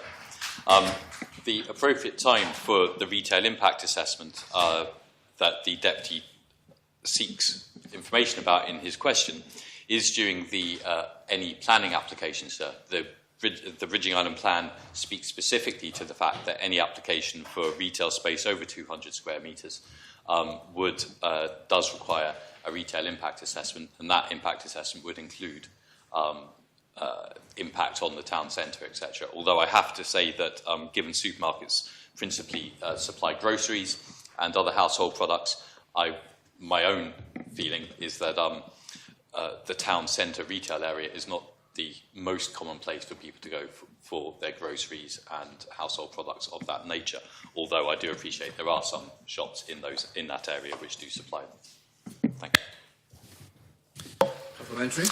Yes, sir. I appreciate the need for an impact assessment, but inevitably in an island of 100,000 people, it goes without saying, it's not rocket science, that footfall will inevitably be affected by out-of-town shopping development taking place. And with regard to food offers, obviously we have the central market, we have a number of other multiple stores in the centre of town. So we already see holes on our high street. Surely this exercise is inevitably going to say footfall will be reduced in town, and I would like to hear the Minister understand the Minister's rationale for pursuing this exercise. Thank you, sir. I believe the explanation or the analysis that has just been provided by the Deputy is overly simplistic, sir. I don't believe such an assessment is guaranteed to be what is said, sir, though it may be, of course. It is my belief that islanders wish to see greater competition in the supermarket sector. They wish to see greater choice, and they wish to see greater price competition in the supermarket sector. It is that I'm responding to, as well as the need to have a more resilient supply chain that brings in food from the south as well as the north, because at the moment Jersey is entirely resilient on one food supply route, and that is a very dangerous place for us to be, sir. So there are many other factors. Effect on footfall in St Helier is a factor. The appropriate place to analyse that is through the planning process. It is not appropriate to do it in advance of that, sir. And so I believe that we should let the process play out, if at all it happens. No planning application has been brought, no supermarket has set up. And so I just do believe that rather than working in the world of theory and trying to put up barriers to competition, we should seek the interest in competitive practice and then analyse it appropriately when that is brought forward in the form of concrete proposals. It is not right, in my opinion, to start setting up barriers, because if we do so, then that will give absolutely the wrong impression of Jersey as a place that I want to be open to business. I want to be far more competitive than it currently is, sir. Deputy Bailiff. Yes, sir. Has the Minister had any conversations with retail groups in the island about their views on the proposed or the possible arrival of a competitor from France? Minister. Sir, I have had some informal conversations. I have not gone out to seek specifically their views, sir. They are the competitors. I have a funny feeling I know what their views may be, sir. And so, but I have had basically informal conversations. I think it is very important. There's always the difficulty with the States Assembly, and it's understandable. People want the information before it is the appropriate time to bring that information. I have engaged with a group that is very interested in coming to Jersey. They are seeking a site. That's the situation we are in at the moment. That site may never be found, in which case that group would never come to the island. So I do think we do need to let a process play out, sir, and actually have some concrete movement in this area before getting too concerned about possible impacts, because we may never get to the point where those impacts could happen, because it all depends whether any group does wish to come to the island and can find a site to do so, sir. Supplementary?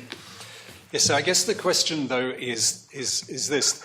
Does the Minister regard the market for large grocery stores in the island as saturated, in which case the arrival of a newcomer would inevitably displace an existing business rather than add competition?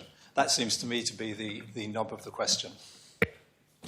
Sir, I believe that having a single line supply chain reduces competition and means that we pay higher prices in the island. I believe that, as the recent JCRA review found, the approximate additional cost of operating on Jersey for grocery retailers is 10%. The percentage of, the increase in food prices in the year to June 2023 was 15%, and the price difference of a shopping basket between Jersey and the cheapest UK grocery retailers was 33%. And so I believe that we do need to try to find ways to challenge that significant increase, that significant overpayment that islanders are making for their food. And I believe we need to do that in a variety of ways, and one of those ways is about seeing whether it is possible to set up a food supply chain from the south, and whether that will bring us greater benefits. And the most likely way to make such a supply chain stick is with the supermarket that uses such a supply chain. Thank you, sir. Final supplementary, Deputy War. Yes, sir. And it's around sustainability. The Minister talks about improving resilience of supply chains from off the island into Jersey. Isn't there a danger that, and I appreciate the idea behind competition, I'm a market economy person myself, but my concern is that by introducing additional competition from potentially very powerful operators, that actually what you do is you destabilize the market in such a way that you make other businesses unsustainable. So in your attempt to become more resilient in one area, you actually destabilize the market and become more unsustainable. Would the Minister not agree that that's a real danger?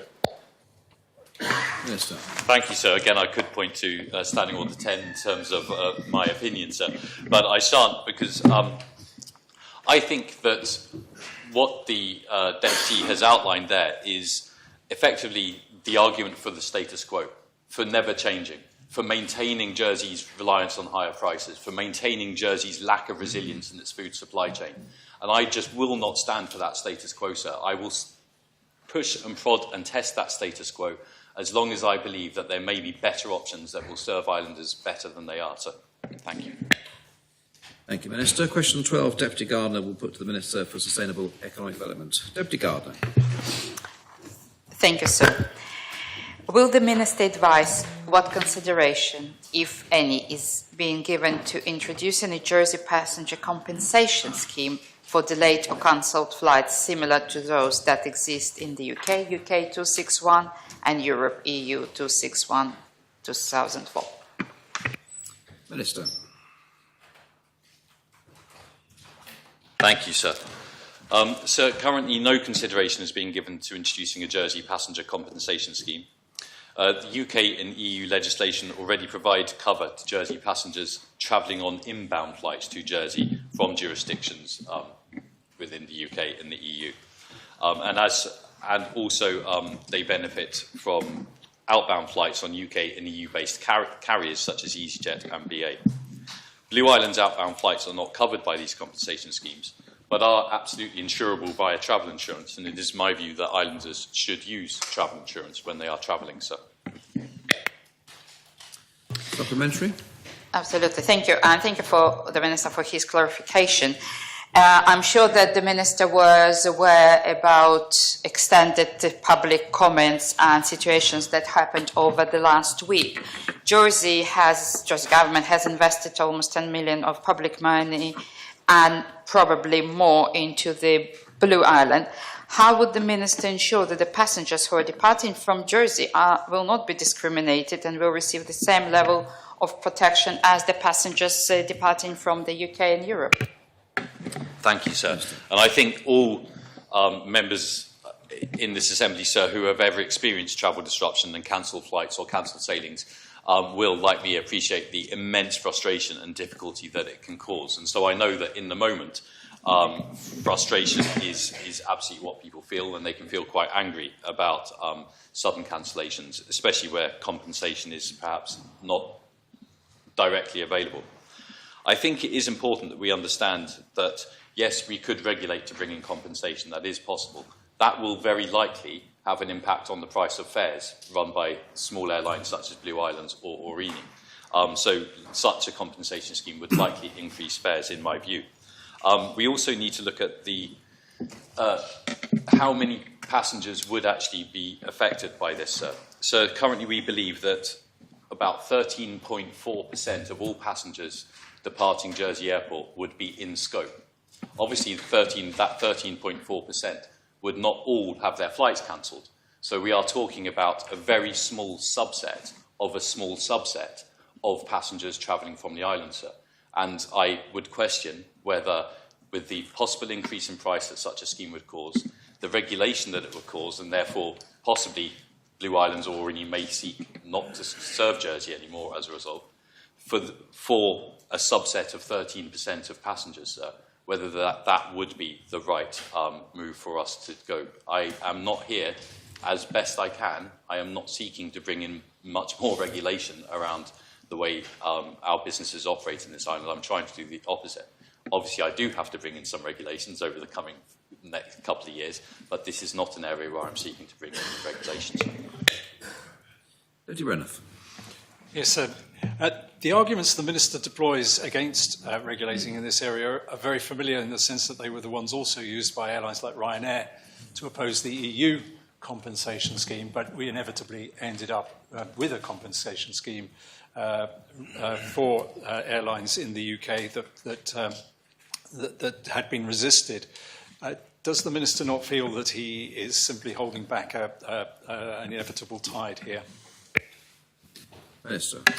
Sir, I don't believe it's a tide. It's perhaps a stream rather than a tide, because we are talking about one very small airline operating out of Jersey.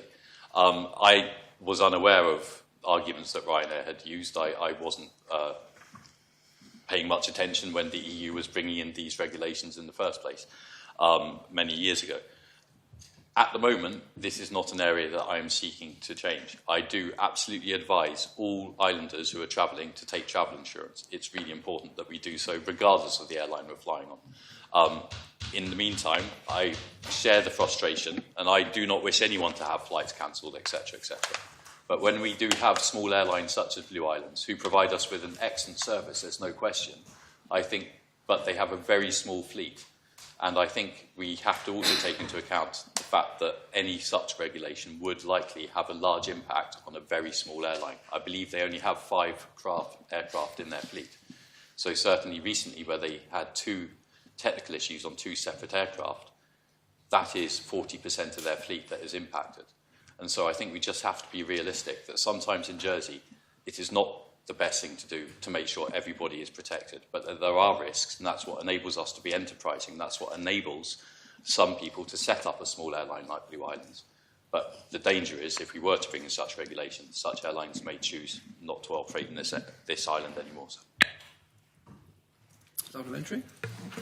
Yes, I do accept that there's a balance to be struck here, but does the Minister not accept that it could be a bad look for the island as an airline that has been supported by the island's taxpayer? We're essentially saying that we are prepared to accept a lower standard of service because the price of them meeting compensation standards that are standard elsewhere is simply too much for them to bear, despite government support for the airline. Thank you, sir. I think it is important that when we talk about government support, it was in the form of a loan. So that is being, as I understand it, and again, questions to the Treasury Minister, please, rather than myself. I understand that that is going to be repaid in full. And so I think it is important to put that in that sense. In the sense government invested, it wasn't purely support. Obviously, islanders benefit enormously from Blue Islands in many, many different ways. And they provide a service which most of the time, certainly, works very well. And I believe in 2023, they actually won an award for best punctuality in the United Kingdom, I believe. So I think we do need to put this into perspective. And at the moment, given the ministerial plan that I have, the work that we're trying to do, this is not somewhere that I plan to regulate in the next 2 years. Deputy Garner, final supplementary. Thank you. And thank you for the Minister for his answer, mentioning also the insurance. The Consumer Council raised the challenges that passengers having to claim from the insurance companies as the insurance companies aware about regulations for the UK and EU, and there is a percentage that fall in between the gaps that insurance company does not recognize unique situation in Jersey. Would the Minister engage with Consumer Council and with the Blue Islands to make sure that the guidance, to make sure that our Jersey residents and passengers departing from Jersey will be covered by or insurance company or by the islands, because despite the situation that we are not part of the UK, we are not part of the EU, and insurance companies not necessarily accept this situation. Minister. Thank you, sir. I think I understand that the Deputy is saying that some insurance companies don't cover islanders or flights from Jersey. I think that's what the Deputy is saying, in which case I'd be incredibly disappointed, because if they don't cover flights from Jersey, they shouldn't be selling their insurance to people in Jersey. I think that is a matter for the Consumer Council. I am happy to speak to the Consumer Council about that, because, you know, if islanders are buying travel insurance, the least they can expect is that they are covered. I do think it's worth also highlighting that just through reading the UK national media over the last few years, I have noticed that whilst there is a UK compensation scheme and whilst there is a EU compensation scheme, there are very often disputes between travellers and the airlines not paying out in accordance with the compensation schemes. So just because there is a compensation scheme, it does not mean that travellers automatically get reimbursed. Similarly to insurance, often the provider of the service will point to particular stipulations which mean they do not have to pay out. So it is not the case that just because your flight was cancelled, you automatically get paid out every time. Thank you, sir. Thank you, Minister. Question 13, Deputy Andrews will put to the Minister for Health and Social Services. Deputy Andrews. Thank you, sir. Will the Minister state the number of locum staff employed within health and community services since January 1st, 2024, and will the total number spent on locum staff since that date? Minister. Sir, agency staffing numbers have ranged between 160 and 171 between January and May of this year. At the end of May, there were 170 agency healthcare staff workers, and 33 were doctors, 137 were nurses and allied health professionals. Expenditure on agency staffing within health and community services from January to May amounts to 10.7 million. The overall staffing variance against budget to the end of May is approximately 2.2 million. So 8.5 million of the agency expenditure, that's 79% of the agency cost, equates to the cost that would have been incurred had these staff been directly employed. Thank you, sir. Supplementary. Thank you, Minister. Question 14, Deputy Renouf will put to the Minister for Sustainable Economic Development. Deputy Renouf.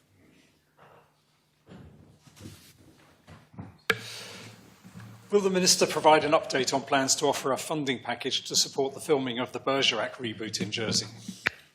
Minister. Thank you, sir.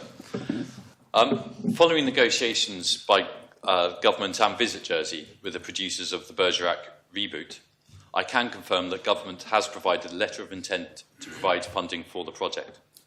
Negotiations are currently ongoing and therefore subject to commercial sensitivity, but terms currently include items such as a grant to be paid against independently audited spend on island during the production process, thereby supporting local businesses. A requirement for the production to train a number of local apprentices in key areas of production, and benefits from worldwide distribution in perpetuity. Supplementary. Thank the Minister for the answer.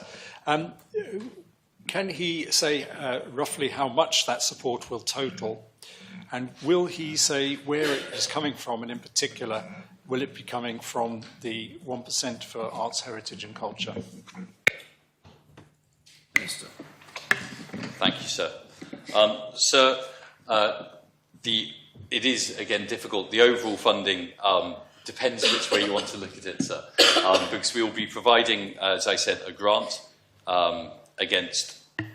which will only be paid after the fact. So the grant will only be paid after independently audited accounts showing on-island spend have been provided, sir. It will also be providing funding which will actually be paid back later on, sir. And so as a result, it is not all grant funding. Some of this will be in the form of monies that will be repaid later on, sir. So at the moment, sir, as a result of that, I prefer to wait until the final contracts have been signed before announcing exactly how how much it is going to be. So the second half of my question was where the money was coming from. Source of funding and the 1%. The source of funding, sir, will be from a variety of sources, but including my budgets and including Visit Jersey's budgets as well. Sir. When I say my budgets, I mean Department of the Economy budgets. Thank you, sir. How will the Minister approach similar requests for support for funding in the future? Is there a framework by which such requests will be judged? Thank you, sir, and a very important question. So this work, and actually work on other film productions that we have been speaking about helping to fund, is being used as a catalyst to ultimately create a screen commission or a film commission in the island, so that there will be a place and a body that has a framework within which it will then decide what films and what productions should be funded and in which way. This is a method which has been incredibly successful in other jurisdictions, not least Northern Ireland, where their film commission has had huge success over the past few years. So ultimately, all of this work is to lead to the establishment of a film commission, which will create a framework for proper funding in the future. Yes, sir, and I'm not sure that it was completely answered that Deputy Renouf had asked about. Would this be fall under the 1% for arts, heritage and culture, and with this kind of funding that would sit under this framework, would that then come under this 1% that goes to arts, heritage and culture within the budget? Thank you, sir. I think certainly some of it likely will. Whether all of it will is what's difficult to say. I believe some of the 1% will be used in this way, possibly all of it. Possibly all of it may be funded through the 1%, but equally it may be that other sources are used as well. Thank you, sir. I did have the privilege of working on the original series of Bergerac for 10 years in the 80s, sir. I was, of course, a very young boy at the time. But obviously, since we've had some various groups trying to get funding, some good, some not so. I think the Minister may have answered the question I was going to ask, which was, does the Minister believe that for security reasons, that the money promised should be held on island to pay for things like hotels and such like, thereby keeping money on island, supporting local industry and promoting the local economy? Thank you, sir.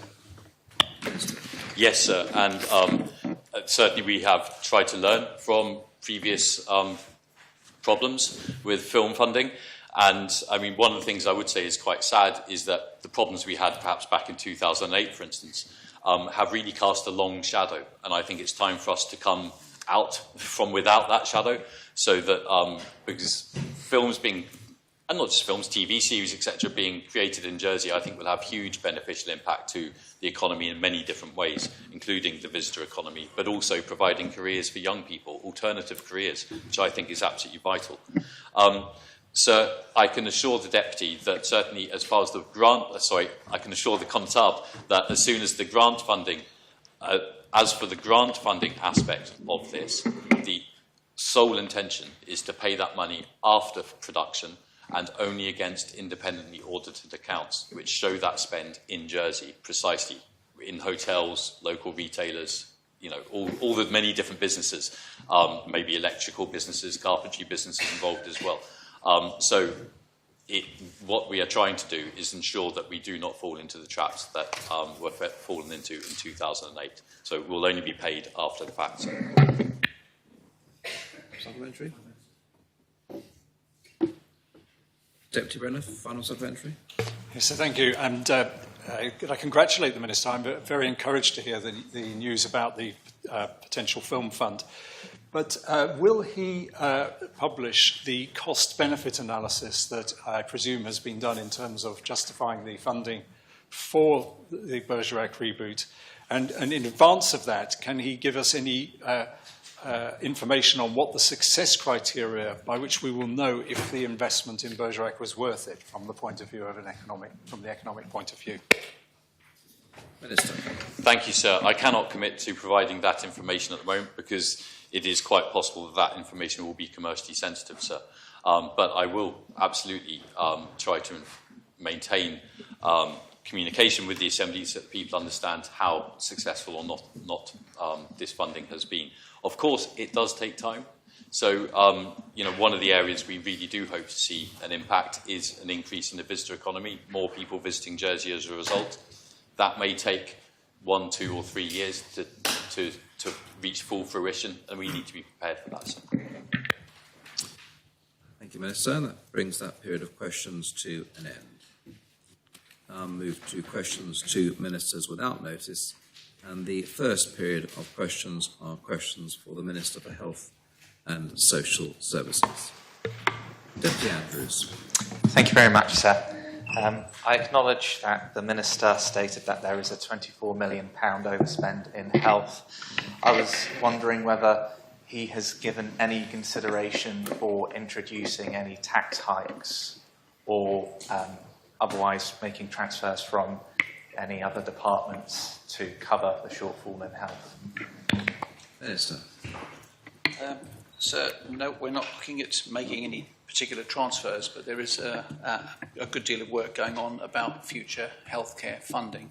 That's going to take some time to compile, so I can't really give any firm information at this stage as to what that may or may not look like.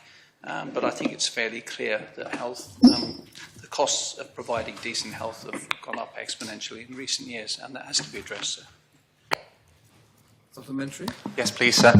Has consideration been given for depleting any of the reserve funds to cover the shortfall in the health department? Minister. No, sir. Deputy Breniff. So, given the unfolding developments in the rheumatology scandal, including the news that it is likely that there were deaths as a result of care in the department, will the Minister make a statement to the Assembly to provide a comprehensive update on the state of the various investigations into past patient care, potential deaths and remedial action that is underway? Minister. Sir, I don't think I've got anything to say that isn't already in the public domain. I would also say that I'm a little bit anxious about statements being made about likelihoods of deaths being caused. I'm aware that certain matters have been referred to the Viscount, and I think it's incumbent upon everybody to wait until we hear what the Viscount has to say before speculating, sir. Supplementary? Yes, sir. My question was motivated by an answer given by the Deputy Director of Deputy Medical Director to scrutiny on Thursday, in which he confirmed to me that it was indeed likely that there had been deaths as a result of care. So I think the question is fair. I would ask the Minister, the government is committed to openness and transparency. I think it would be helpful, would it not, would the Minister not agree, to be as upfront as possible and to get on the front foot in communicating around these issues with the Assembly and with the island? Minister. Sir, I make the point again that I genuinely don't believe that I'm in possession of any material facts that haven't been placed in the public domain already. As an ongoing matter, I'm quite happy that as we have further information that can be placed in the public domain, that it will be in a timely fashion, sir. Deputy Miles. Thank you, sir.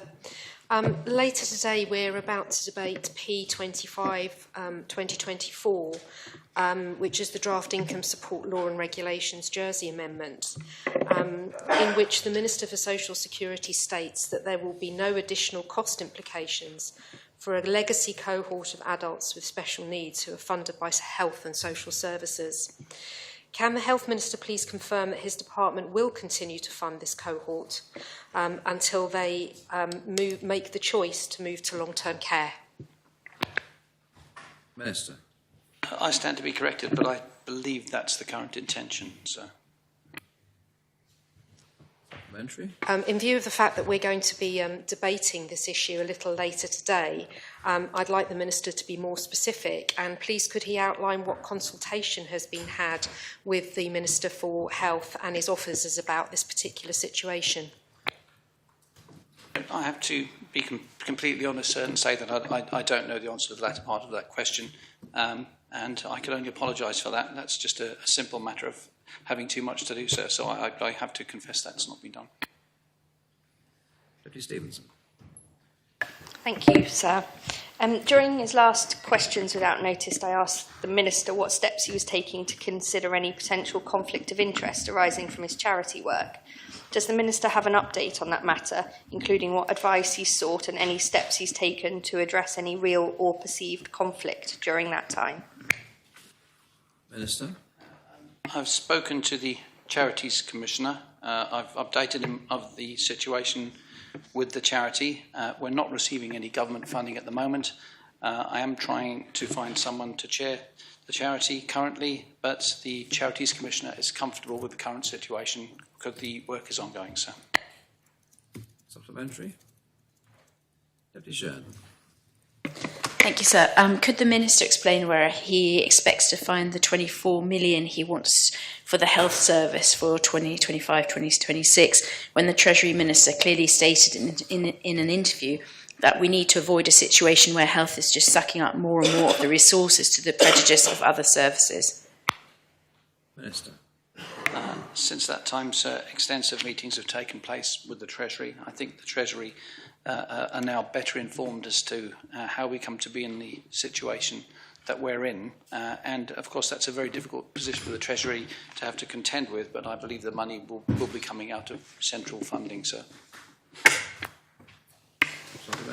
Thanks, sir. How does the Minister intend to make the case for additional investment in the absence of any strategic framework for health? Sir, it's the health funding situation is actually quite complicated. I don't think that the funding, the finances have been handled particularly cleverly over, in recent years. I know that COVID has further confused matters.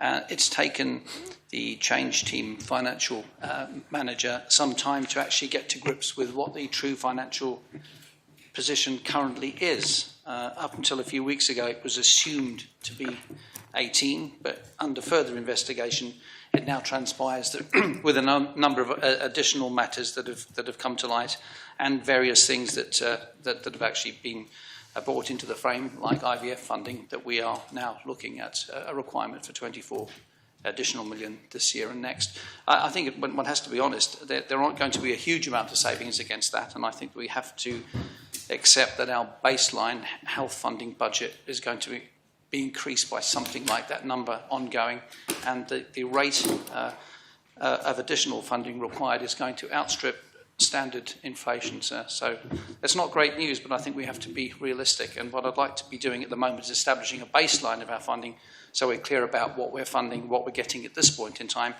so that when additional things come through, or somebody in the Assembly decides that we're going to have some additional service, that we realise that there is no extra money for any extra services, and that has to be treated as an exceptional item, sir. Lady Bailiff.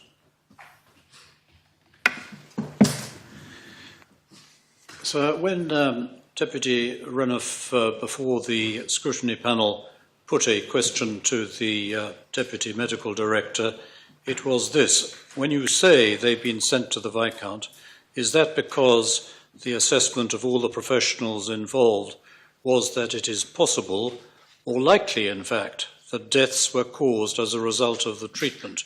To which the Deputy Medical Director replied, that is correct, without specifying whether it was possible or likely. But the Deputy Medical Director later stated, in answer to a question from me, that it was possible that the Viscount would find no cases required investigation.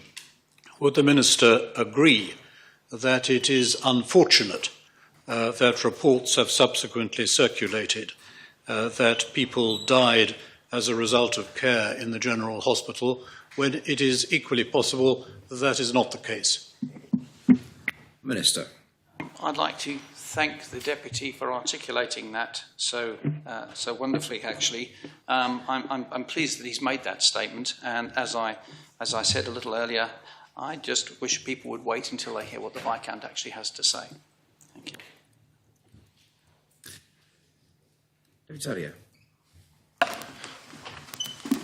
Sir, does the Minister support the work of Arts in Healthcare in Jersey, which, without any impact on the health budget, because the budget comes out of the cultural budget and of the charitable sector, does he recognise that nonetheless has a great impact on how health outcomes and well-being for islanders?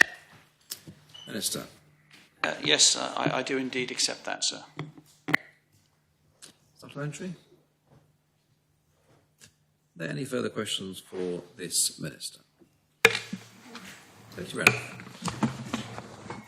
Yes, sir. £24 million is 10% roughly of the current budget for health spending. Can the Minister explain whether the financial recovery plan will make any contribution to this overspend, in other words, reduce the amount that will be required to be found? Minister. So that sum of money over the next 2 years does actually include potential savings from the turnaround team, sir. Supplementary. Deputy Garland. Thank you. Would the Minister advise when evaluation for the turnaround team work will be done, and would the outcomes of these evaluations will be presented? Minister. So the work of the turnaround team isn't such that is working on presenting something that has to be done in future. Their work is actually work that's taking place at the moment. Everything that they're doing is actually being implemented as they go. Their contracts have been extended until the end of the year. We'll be monitoring the situation as we go forward, and it could possibly be that those contracts may or may not be extended. We're looking for full-time replacements for them. But as I say, the recruitment process, the amount of work that needs to be done, that's an ongoing process that we'll be deciding upon as things move forward, sir. Supplementary? Yeah, sure. Would the Minister indicate at least 3 clear outcomes for KPIs for the turnaround team by the end of the year that he would expect? Minister. Well, certainly 2 spring to mind. That's an improvement in the financial management and the improvement of clinical governance. Those are the 2 things that they're really specifically focusing on at this point in time. And as I say, I'm not aware of any key performance indicators. This is work that's ongoing on a day-to-day basis to make sure that those elements improve. Deputy Stevenson. Thank you, sir. Further to the answers to an earlier question from the Environment Minister, would the Health Minister support a move to bring advertising and packaging of vapes into line with those which apply to cigarettes and tobacco? And will he commit to do so going forward? Minister. I think the point was made before that I'm working with the Infrastructure Minister and the Minister for the Environment, and the principal lead on that has been taken by the Minister for the Environment. So we do meet regularly, but I know that work is being sort of championed by him, sir. Supplementary? So I don't believe the question was answered. Would he support the packaging and others being brought into line with tobacco and cigarettes? Yes, basically, sir, yes. Yeah, I'll leave it at yes. Deputy Jean. Thank you, sir. What are the clinical areas in HCS that the Minister is most concerned about at the moment? Minister. Well, obviously, rheumatology is the one that seems that's occupying everybody's thinking. I know that the team are systematically looking at each department as they go. I have to say, there's nothing of massive concern at this point in time, but that work is ongoing. Supplementary? Deputy Brennan. Yes, so far we've heard on the question of rheumatology, we're trying to decode answers given to me by the Deputy Director of Medical Health. We've heard answers being given to Deputy Balash. We've also heard various other comments about the situation there. Does this not indicate exactly the point that I was making in my first question, which is the value of a clear statement from the Minister that would clarify all the remaining issues regarding issues in the rheumatology department and give members of the Assembly the chance to ask questions about them? Minister. So all the remaining issues in that regard, I can't comment on all the remaining issues because they've not been decided upon. There's an investigation currently underway. It's going to take months, possibly years, to get to the end of the process. I can do no more than to put into the public domain that which is available, and that is exactly what I've done. Supplementary? Yes, sir. I'm trying to get to this issue that we have a confusion, apparently, about the question that I originally asked, and we're having to rely on sort of interpretations of answers given rather than a clear statement from the Minister. I say again, can we not have a statement? I think in that regard, I'm happy to make a clear statement, and I'll make it again. We are going to have to wait until we hear what the Viscount has to say, and I hope that's a clear enough statement, sir. Secretariat. I know, we're 15 minutes. That brings that period of questions to an end. Thank you, Minister. We now move to the second period of questions to the Minister for Housing. And the first question is from the Connotab of St Martin. Thank you, sir. What conversations has the Minister had with Andium to ensure new developments meet the requirements of Policy C18 in the Island Plan on space for children and play? Thank you, sir. Minister. Thank you, sir. I was reminded of this particular policy recently when meeting a constituent to talk about this subject. Someone who I'm aware has done some good work in St Martin with their play facilities there. So I haven't had the chance yet to have a specific and direct conversation with Andium about this, but I have asked for that to take place and have been asked for an update on where we are with that at the moment. Obviously, sir, there are hopes for rather significant developments from Andium in the future, places that will provide homes for many children across the island, and it's vital that when those designs are constructed, that there is a clear effort to make sure that they're designed as well as possible so that there is as much space as possible for children to enjoy themselves and play, and the quality of life and development that comes with that. So I'll be paying close interest to that when those plans are brought up, and make sure that we come up with the best possible play areas for those children. Supplementary? I thank the Minister for his answer, and I'm pleased that he recognises the importance of play. So does the Minister know when the play policy will be signed off? Please. Minister. No, I don't. I'm aware that there's been a draft of that. I can see the Infrastructure Minister nodding his head next to the Constable, so she might get an answer to that quicker than I will, just because of proximity. But I hope that that's soon, because that would obviously provide a good bedrock, not just for Andium, but for others who are building, to make sure that they come up with the best possible play equipment for those areas, and don't just do some kind of tokenistic, pay for some cheap swings or whatever and hope that that does it, but that they come up with the best things possible. Deputy Renouf. Thank you, sir. How many applications for high net worth individuals have been approved since the Minister took up his position, and how many of these did he support? Minister. So I couldn't tell you off the top of my head how many have been approved. It would be the Housing and Work Advisory Group as a whole that approves those applications, but members won't be surprised at all to know that I have an objection to the scheme on principle. I brought a proposition to this Assembly asking for it to be suspended until a thorough review of it had been done to analyse the pros and cons for the island. And so accordingly, in line with my conscience, I have personally not voted to support any application, and that's not just this time round as Housing Minister, that's also the same for my last stint in this role. Supplementary? I'm grateful for the clarification, and just there's talk about a potential surge of applications following the possible election of a Labour government.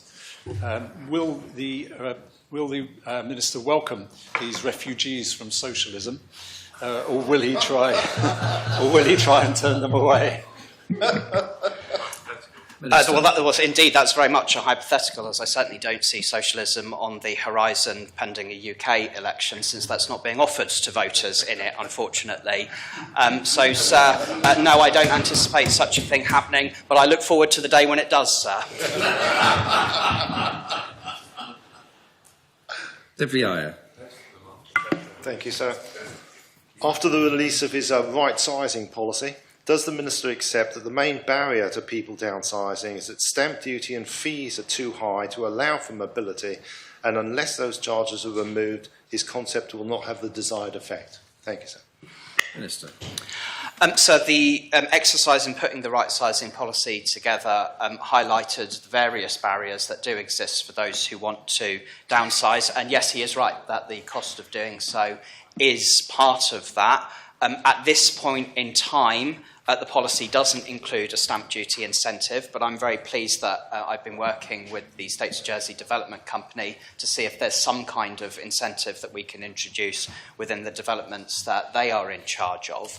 But so it is also fair to say that for some people, you couldn't pay them enough to downsize because they're actually perfectly happy where they are, and what would incentivise them to move is not based in monetary terms, it's based in quality of life and the kind of home that they would want to live in, which is why a key part of that policy is to engage with the constables and with developers as they look at those rezoned sites to see if we can create desirable, pleasant homes that people would want to live in.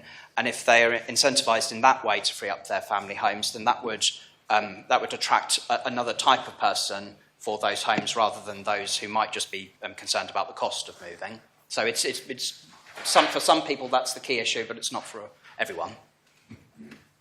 Supplementary? Thank you, sir. If stamp duty reduction is not a possible incentive, what possible fiscal incentives could the Minister offer to encourage people to downsize? So I mentioned that through the SOJDC that there are incentives that can be offered through that in terms of packages of support if those who are applying to buy a home in their future developments are genuinely downsizers and can demonstrate that. But so aside from that, sir, I'm not the Treasury Minister, so I can't sign that specifically off if there were other incentives that we were to do in terms of fees or taxes, but that would be a discussion that I'm more than happy to have, and it is in the right-sizing policy that I'm happy to have that conversation. Deputy Miles. Thank you, sir, and I'm pleased to follow the last question from Deputy Ayer. What is the Housing Minister's reaction to P37, which proposes affordable and right-sizing housing on the waterfront? And is he currently minded to support the proposition, amend the proposition, or reject the proposition? Thank you, sir. My initial reaction to it was a sense of déjà vu, of course, because it's extremely similar to a proposition that I'd brought previously, and I hope the outcome won't be an event of déjà vu, because I hope that either this proposition or perhaps some kind of amended version would be successful. I've already had an informal conversation with Deputy Miles about what we could possibly do to that degree, and I want to talk to my ministerial colleagues about that. But the starting position, which was the guidance issued by the not previous government, but the one previous to that, which is that affordable homes in those developments ought to be a minimum of 15%, was always inadequate as far as I was concerned. And since I've taken office, I've been heavily involved in conversations with the CEO of the SOJDC to see what we can do to maximise that contribution. And so I welcome the Deputy's proposition because it provides helpful context to further that conversation and get something better on the table. Supplementary? Thank you. I thank the Minister for his very, very positive answer. Will the Minister ensure that the Housing Crisis Emergency Task Force is consulted on this proposition and that their advice is made available to the Council of Ministers prior to the debate? So that's a jolly good idea. Deputy Tellier.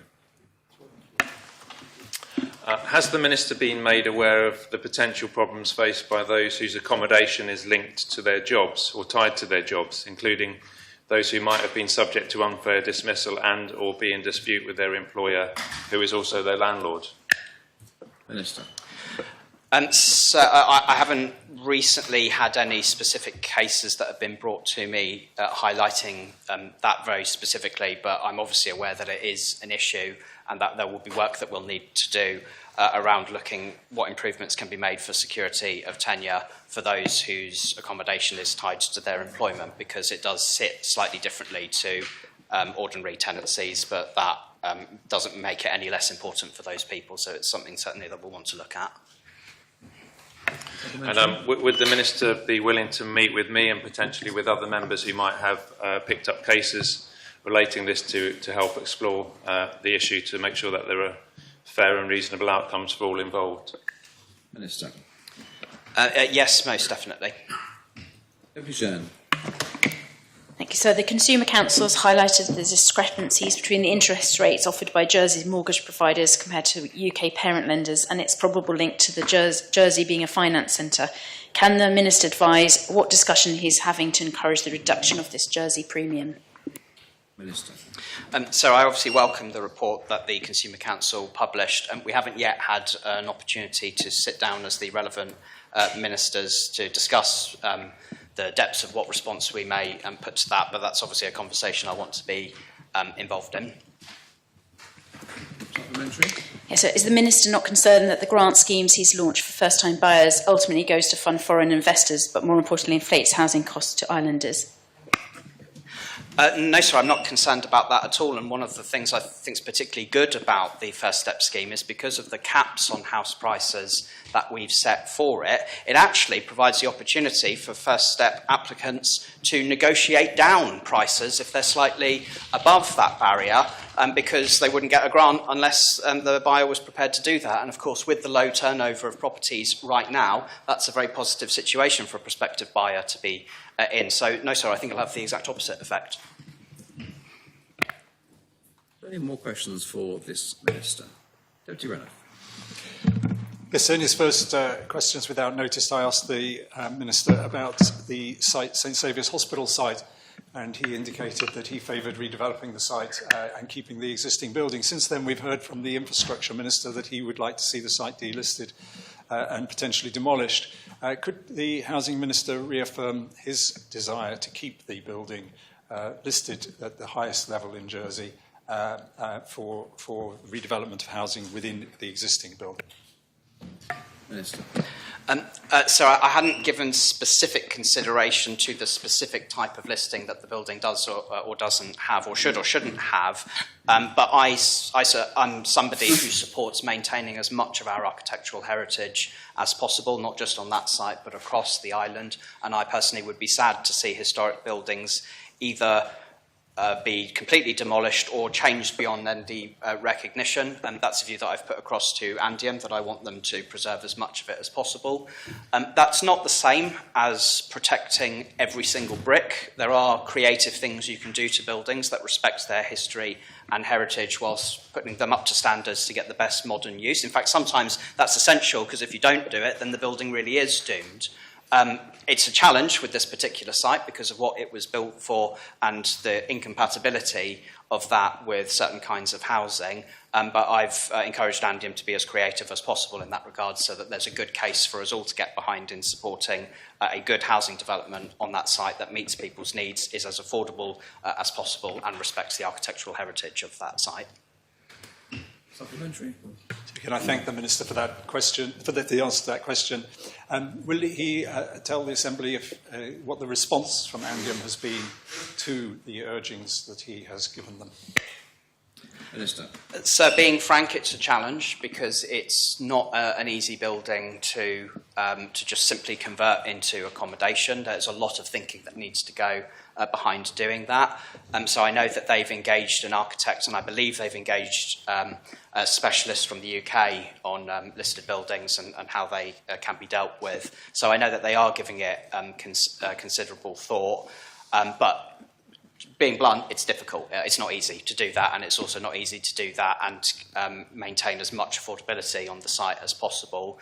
But that's why we've got to be open to at least a little bit of leeway in that regard to make sure we get the best possible balance from all of those competing pressures. Deputy Tadier.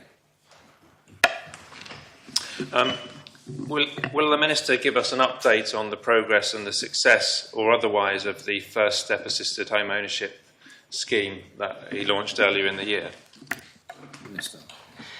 I thank the Deputy for that question. I've been delighted with the take-up of the First Step scheme so far. There are 125 applications made for the first tranche of that, of which we're looking at 23 of those going ahead for purchase, with the first hopefully taking place by the end of this month.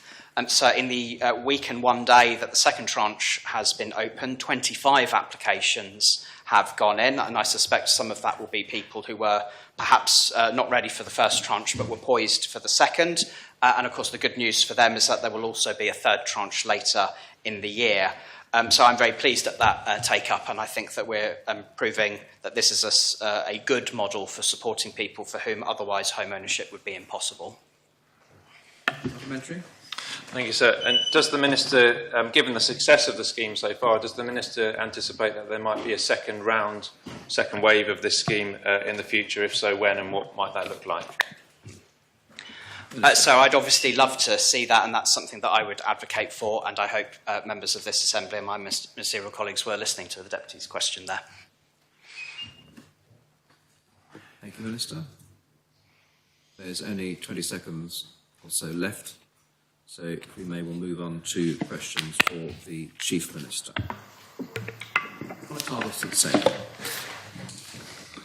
Thank you, sir. Some time ago now, for reasons best known to themselves, the BBC ceased transmitting the state sitting on the AM frequency. Does the Chief Minister believe that this should be restarted?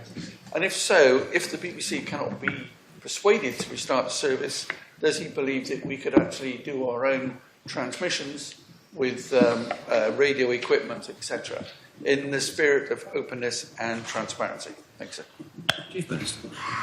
I certainly agree, sir, that the machinations of this Assembly should be as accessible to the public as it possibly can be. So it was of disappointment to learn that the BBC decided not to continue broadcast on the back of increasing costs, as I understand it.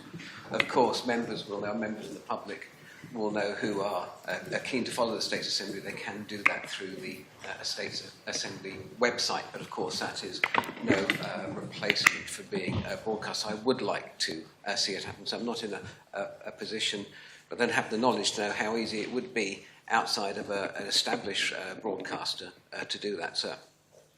So I can't answer the Constable's question in full, sir, but I would very much like to see this Assembly being broadcast across the airwaves again, sir. Thank you. Supplementary. Thank you, sir. I understand that many people do actually watch online, sir, but there are many people who like to listen at home on the radio and indeed in their offices on the radio. And I would be more than happy to assist the Chief Minister, and I know the Chief Minister has people working on his staff who are experienced in this effect, sir. And I think the sooner we can get this going again, the better. Does the Chief Minister not agree? I do, sir. I'm happy to have a further conversation with the Constable, sir, along those lines, sir, as long as his fee is not too expensive. Thank you. Deputy Andrews. Thank you, sir. Having lodged P2024 on the 17th of April this year, the Council of Ministers rejected the proposition, and simultaneously they have lodged lodging their own proposals, which are pretty much exact to my proposition. So does the Chief Minister not consider the Council of Ministers are potentially plagiarising with my idea? Chief Minister. I wonder if I could just be reminded of the title of that proposition, sir. Strategic Reserve, long-term funding.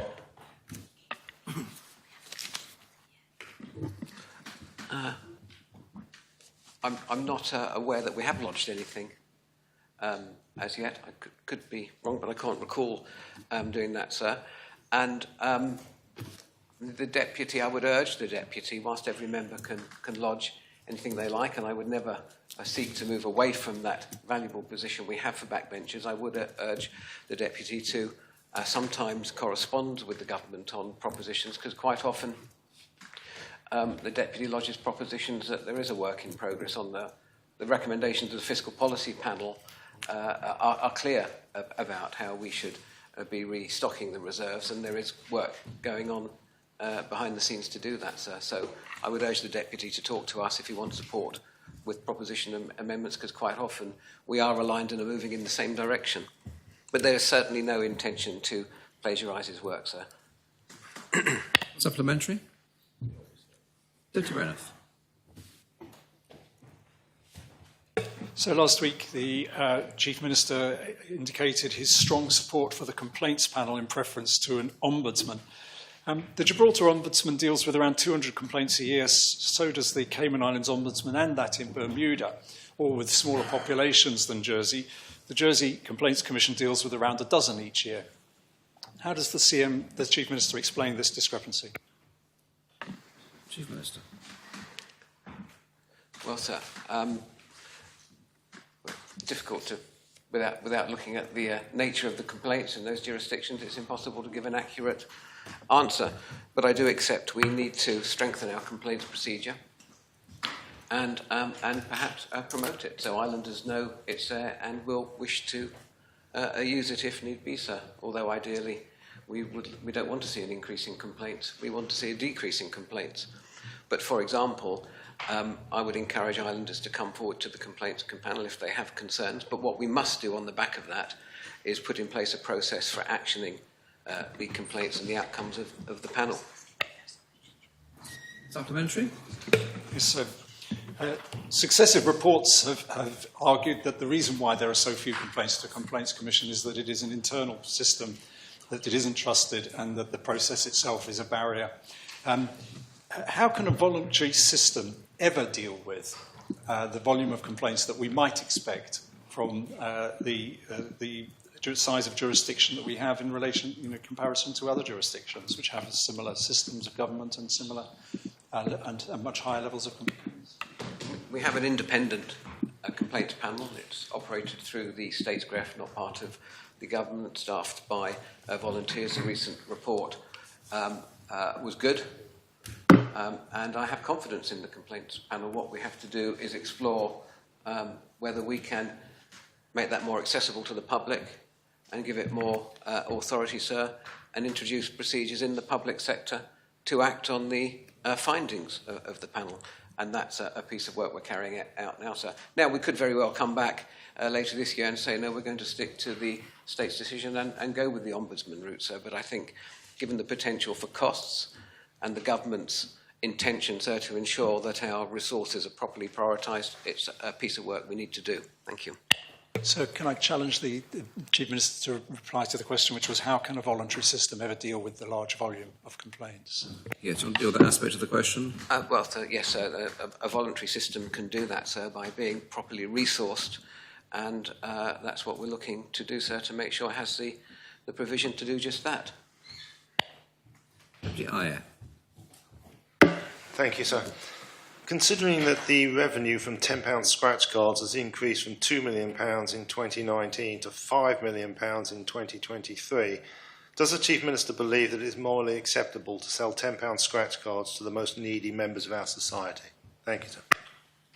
Chief Minister. Thank you, sir. And I think that is a good question, because whilst the Channel Islands Lottery is hugely important in raising funds for local charitable causes, so we must not let that override the potential for harm that problem gambling can do to people. So I understand there is a full review being coordinated with colleagues in Jersey and Guernsey on the structure of pay cards and lottery cards, sir. And so we'll await those findings as well. I also understand that there is a new campaign to promote responsible play and promote the supports available to problem gambling, sir. I will undertake to discuss the matter further with the Minister for Sustainable Economic Development. And I would also say, sir, that I have checked, and although the revenue is up considerably on the £10 card, the overall revenue from lottery is slightly down. So it has been at the expense, if you like, of the lower price cards. But I do understand the point that a £10 risk is perhaps more problematic than a £2 risk. Thank you, sir. Supplementary. Yes, thank you, sir. And is the Chief Minister aware that the £10 scratch cards have already been withdrawn in the UK? And will he also raise this issue with the Minister for Sustainable Economic Development? Thank you, sir. Yes, I was aware, and I will certainly be raising that. Thank you. Deputy Ward. Thank you, sir. Following his response to Deputy Andrews' question in connection with issues about viability of the Les Sablons site, can the Chief Minister confirm if a successful conclusion has now been negotiated, and that if that is the case, and given his commentary, and I quote, "I shall certainly be urging the Housing Minister to work swiftly with this so we do not jeopardise development and provide a solution or good compromise as soon as possible." Can the Chief Minister expand as to what that good compromise looks like? Thank you, sir. Well, I can say, I'm pleased to say that, yes, an agreement has been reached. The Housing Minister has done that. I understand an announcement is imminent, sir. And I'm pleased to say I didn't have to do any urging of the Housing Minister whatsoever. He sorted it out with the developers before I had a chance to urge him, which was slightly disappointing because I was looking forward to a bit of urging, but it didn't need it. So, joking aside, I'm pleased to say that I understand an agreement has been reached, which is good news. Thank you. Sorry, sir. Asked if it would be, he could give more information on that? Is it a supplementary question or part of your first question? Just answer to the first question. I could do, sir, but I think, in fairness to the developers and the Housing Minister, will wait for the public announcement. Supplementary? No, sir. Deputy Stevenson. Thank you, sir. Are there any plans that the Chief Minister is aware of for a large screen or fan zone for islanders and visitors to watch Euro 2024 matches? And what part has the government played in those plans to date? Well, sir, yes, there are plans afoot. The details are being drawn up at the moment. Location is being decided upon, and hopefully an announcement can be made in due course. So if there is to be a screen, it is intended to be from the knockout stages onwards, sir. The gamble is, sir, that if we do that, the home teams actually get that far, but we'll deal with that when the time comes.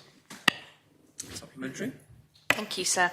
Will government be providing some funding towards that scheme? And is the Chief Minister able to confirm that it will still go ahead even if the home teams, as he described them, do not get through, reflecting the fact that islanders want to watch different countries and we have a varied community of people from many different places here? Yes, sir. When I referred to the home teams, I was talking about all of the home teams from England to Scotland to Poland to Portugal and others. So yes, the answer to that is yes, the proposal is to show every match from the knockout stages onwards right up to a final of regardless who ends up there, sir. Yes, there will be some sponsorship provided from the government and also from the private sector as well. Thank you. Deputy Chair. Thank you, sir. Can the Chief Minister advise how he will ensure swift implementation of the recommendations of the CAG report on critical energy infrastructure resilience? Chief Minister. Not on the hoof, sir. I'm sorry, I couldn't do that. But I'm happy to give that consideration and come back to the Deputy. Perhaps you'd like to submit a written question where we can address it fully. Supplementary? Yes, sir. One of the recommendations from the SAG was that there should be one person responsible for critical energy infrastructure and its resilience. And so who in the Council of Ministers is that particular responsibility? Thank you, sir. I think I've been asked this question before, and the responsibility that sits with the Environment Minister. I understand he is dealing with that issue himself. That is a matter for him to consider, sir. If he was to go along that route, sir, and have a separate minister, I would be supportive. It's a matter for the minister, and she must take it up with him in the first instance. Thank you. Thank you. Deputy Gardner. Thank you, sir. And I would ask this question of the Chief Minister as in his role as Chair of the State's Employment Board. Can the Chief Minister explain why the 17% staff vacancy remains steady, given the additional efforts and funds to recruit staff into HCS, and what SCB doing about this? I think, sir, the Health Minister has in recent days addressed that issue. There is an acute shortage of certain types of staff across the health portfolio. The remedy to that has proved costly and challenging logistically, with expensive agency staff having to be brought in, sir. So we're mindful of that, and we'll work closely with the team at HCS to continue to help to alleviate the problem. But there is no quick solution, unfortunately. It's a global challenge, and it's something I think will take some time to remedy. So, but I know the Health Minister and the team are treating it as a top priority, and it's being managed carefully on an ongoing basis. I completely recognise, sir, the difficulty in the staff, to recruiting staff. Saying this, we have very good example recruiting medical staff into CUMS, which we don't have any vacancies. We have good recruitment into the social workers for the adults, but less to children. So what SCB is doing to ensure that these are the gaps that we see in performance between the department and recruiting essential staff that is challenging everywhere. Chief Minister. I think, sir, without going into too much detail, I answered that in the previous question. States Employment Board will work with and support the health team, sir, in their ongoing quest to improve and alleviate the staff shortages. Well, that brings that period of questions to an end. And there is nothing under J. Under K, there is a statement from the Minister for Health and Social Services. Minister. Sir, members will have seen that I presented a statement in response to the State's Complaints Board relating to a hearing held in March about the handling of a complaint within HCS. The Board's findings and recommendations have highlighted certain shortcomings in HCS's administrative procedures and complaints handling, particularly where complex clinical issues arise. However, I'm now comfortable that the areas of deficiency have been clearly identified and all the improvements required to prevent a recurrence of the problem have been properly implemented. As outlined in my response, the Patient Advisory Liaison Service, or PALS as the service is more commonly known, now has a more robust set of internal processes which allow for more appropriate handling of patients' concerns and queries. They also provide clearer communications between patients and HCS about next stages in the handling of patients' concerns and or complaints. Moreover, an additional process has been established to support patients who have concerns which may warrant an investigation or response from a clinician but do not actually merit a complaint. These changes, combined with an excellent and dedicated patient experience team, have dramatically reduced the number of complaints received by the department, which in turn should help resolve a good many issues before they develop into full-blown complaints. So I'd like to turn to the Board's findings, which note that the complainant's clinical care was materially affected by their ongoing complaint. So I cannot say for certain whether this was or was not the case, as I certainly wouldn't want to undermine the complainant's experience. What I can say is that the complaints process should never impact on clinical care. In this instance, I've been assured categorically that the complainant did not experience a cessation of treatment, the quality of their care was not directly impacted, and no clinical decisions were affected by their ongoing complaint. That said, the department has recognised, quite rightly, a failure to pursue existing policies and procedures as strictly as it should, and that policies had certain shortcomings. Ultimately, these facts appear to have played a significant role in the complainant's decision to lodge a formal complaint with the State's Complaints Board. And for that, sir, I can only offer my sincere apologies. So in closing, I'd just like to mention that for some considerable time, I've been less than impressed by previous government's responses to the findings of the Complaints Board. Far too often, government has failed to accept responsibility for getting things wrong, resulting in the Board's good work coming to nothing and the complainant left feeling angry and disillusioned. So with that in mind, I was determined to ensure that this response was appropriate. So I convened a meeting with the chair of the board, the chief nurse, and the head of PALS in order to ensure that my response was considered reasonable. And this they have confirmed. So I'd like to finish by repeating my apology to the complainant, offering my grateful thanks to the board for their good work, the chief nurse for her input, and lastly, the team at PALS, who have made and continue to make great strides in improving their service to patients and families. Thank you, sir. Thank you, Minister. We now move on to a period of up to 15 minutes for questions for the Minister. Does anyone wish to ask the does anyone wish to ask the Minister a question on the statement he has just made? Yes, don't tell you. Thank you, sir. Thank the Minister for the statement. In the statement, he talks about certain shortcomings having been highlighted, and he also talks later on about a failure to pursue existing policies. Could he give some examples of what the failure was? So which policies was it that were failed to be followed, and what were the shortcomings? Minister. I can't detail numbered policies, but what I can say is this was quite a complicated complaint.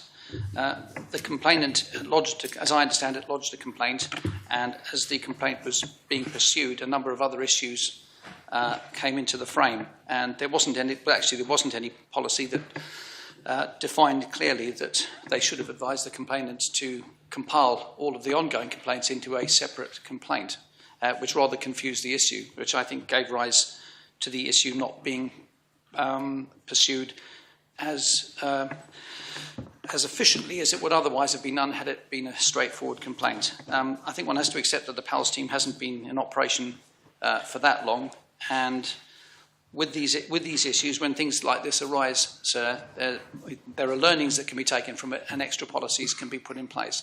So I think that's what's happened here. We've now got a very clear picture of this. If this situation were to emerge again, there are much clearer policies in place, and the team there are more experienced as well in identifying complexities as they arise.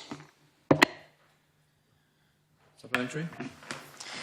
Yeah, notwithstanding the apology that the Minister has made to the individual involved, he does state that he was being told that the quality of their care was not directly impacted. Does that mean that he thinks that the care may have been impacted in a non-direct manner, and does he accept that perhaps that statement might be perceived as seeking to underplay the impact that it did have on the complainant? Sir, I've tried to be careful about my words, but I genuinely don't think that there was any interruption at all to the proper care of the individual. Stevenson. Thank you, sir. Can the Minister explain the rationale for issuing a statement in this case? Was it a requirement of the board's findings, for example? And does it have anything to do with trying to strengthen the government's position that we don't need a public sector ombudsman? Perhaps I don't know the rules, sir, but I was told I had to make a statement, so I've made a statement, and there was no underlying reasoning behind that whatsoever, sir.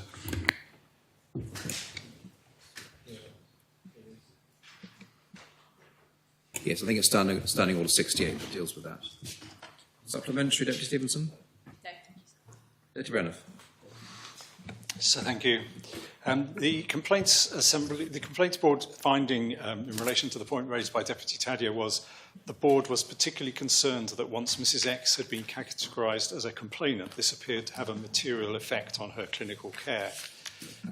Is the Minister saying that in his view that was actually not the case? Minister. I wasn't present at the hearing, so I don't know the absolute details, but I wanted to be clear about this. And as I said in my statement, that resulted in me calling a meeting with the chair of the Complaints Board, the chief nurse, and the chief at the PALS department. And we had a long and thorough meeting, and the wording that I've put in my statement reflects the conversation that took place. Supplementary? So I guess we're just trying to square that statement that I just read out with the statement in the the sentence in the statement, I cannot say for certain whether this was or was not the case. I think it's a question of whether the Complaints Board conclusion has been accepted or not. Minister. Well, it hasn't been completely accepted. That's why I called a meeting to get some clarification. And after a discussion, which I think took over an hour, we reached the conclusion that I was able to say what I'm saying here. And as I say, I wasn't present at the hearing. I wasn't following the case right the way through and through. So hand on heart, I cannot absolutely guarantee anything. All I can do is seek to gain the most evidence that I can. That's what I've sought to do. And the individuals concerned are quite happy with what's being said. Deputy Coles. Thank you, sir. As this statement refers, and the complaint came through the Estates Complaint Board, but is this not another example of why the Health and Social Services Advisory Board is more crucial now than ever before? Minister. I'm not sure that this case and this type of thing necessarily relates to them, but I have to say I would endorse the fact that I think the Advisory Board is a very useful addition to what's going on at the moment, sir. Supplementary? Yes, sir. Well, can the Minister then confirm that this complaint has been looked at by the Advisory Board so they can make sure the lessons learnt so things are not repeated?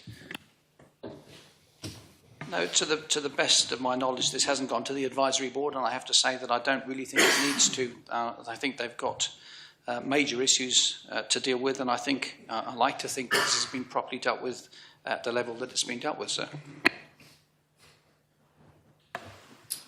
Deputy Tadier. So I'd like to ask a little bit about the statement where the Minister talks about previous governments, and he says that he's not been impressed by previous governments' responses to the findings of the Complaint Board, and that far too often government has failed to accept responsibility. Yet this morning he's told us that he doesn't fully accept the findings of the Complaint Board. So does he think that he's learnt the lessons that he accuses the previous government of? Minister. I'll answer the last point first and say yes. I think it's the fourth time that I'm saying I got the chair of the Complaints Board in to go through the evidence, and the chair of the Complaints Board appears to be happy with what I'm saying here. So there may have been some sort of misunderstanding, which we discussed. So, as I say, I can only do what I can do, and I've issued a statement, and I've gone through it with those various people, which include the chair of the Complaints Board.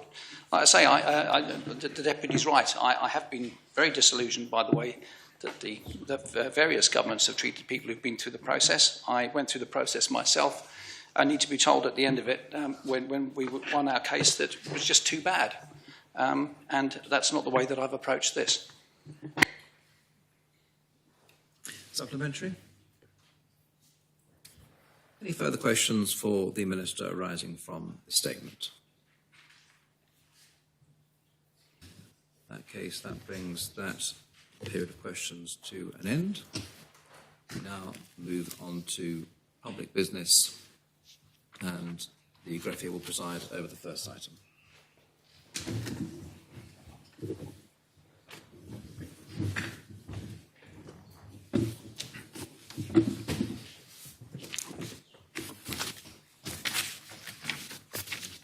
Members will be aware that Deputy Andrews has deferred his proposition Strategic Reserve Fund long-term funding plan, and the first item of public business is therefore the draft Unlawful Public Entertainment Jersey Regulations 2000, P24 of 2024, lodged by the Minister for Sustainable Economic Development, and for which the main respondent is the Chair of the Economic and International Affairs Scrutiny Panel. And I ask the greffier to read the citation. Draft Unlawful Public Entertainment's Jersey Regulations 2000. The States make these regulations under the Order in Council dated 14th of April 1884. Minister. Thank you, sir. Sir, these regulations will replace the current triennial regulations which expire on 20th of July this year. The regulations were first introduced in 1992 and have been renewed by successive governments 10 times. Although these regulations are straightforward in that they simply serve to clarify the bailiff's responsibilities under customary law, the current system of management for events is complex. These unlawful public entertainment regulations overlap with parts of the roadworks and events law, and both sit alongside special arrangements for public places in the licensing law and in the various regulations for the policing of beaches, parks and roads. As a result, sir, I am not satisfied with this current system and am committed to changing it. In 2023, I agreed to take on responsibility for these regulations from the Minister for Justice and Home Affairs, as you both recognise the synergies between the future regulatory regime and the Department for the Economy's ongoing work in events promotion and the hospitality sector. You may recall, sir, that I wrote to you, or if it were the bailiff sitting there, sir, the bailiff may recall, sir, that I wrote to him, and the Economic and International Affairs Scrutiny Panel in September 2023 to give advance notice of my intention to lodge these regulations for a final period of 3 years. This extension will give time for a new primary law to be drafted, debated and receive royal assent, for a regulatory framework to be drawn up, likely in the form of secondary legislation, for policy guidance to be issued and for the transition to a new regime to take place. 3 years may sound like a long time, but I want to see the new primary law brought before the Assembly before the end of this term. The new government will then be able to finalise secondary legislation in 2026 and set up the new regulatory regime in time for the expiration of the triennial regulations in July 2027. So this is an ambitious timeline, but work is underway and my department is working with events organisers to design a modern and proportionate events licensing regime. As a result, sir, I urge members to allow this work to take place and approve for a final time the 3-year renewal of these regulations. Thank you, sir. I propose the motion. Forget what people say, sir. Are the principles seconded? Yes, sir. Yes, sir. Thank you. Does any member wish to speak on the principles?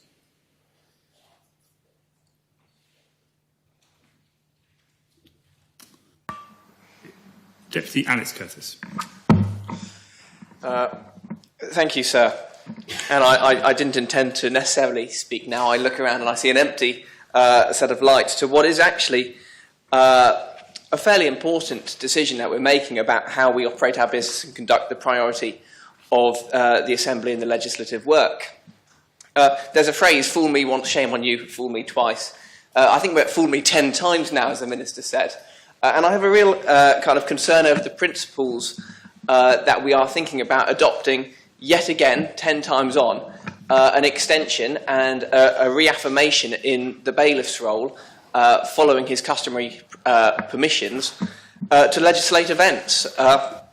And I am very concerned that the principle of extending this beyond this term is something that means this Assembly could well have been, to use that analogy, fooled, yet have no recourse within its term to deal with that. And I know we'll deal with the regulations in second reading and be able to discuss that more, but I do want to put on record now that the principle of accepting a repeat of the regulations and that it can always be dealt with later at a matter of principle, I think, should be put on record. So before the next part of the debate, I have grave concern and disappointment at the accepted nature that this is too hard to be achieved in this term and it requires 3 years as lodged, sir.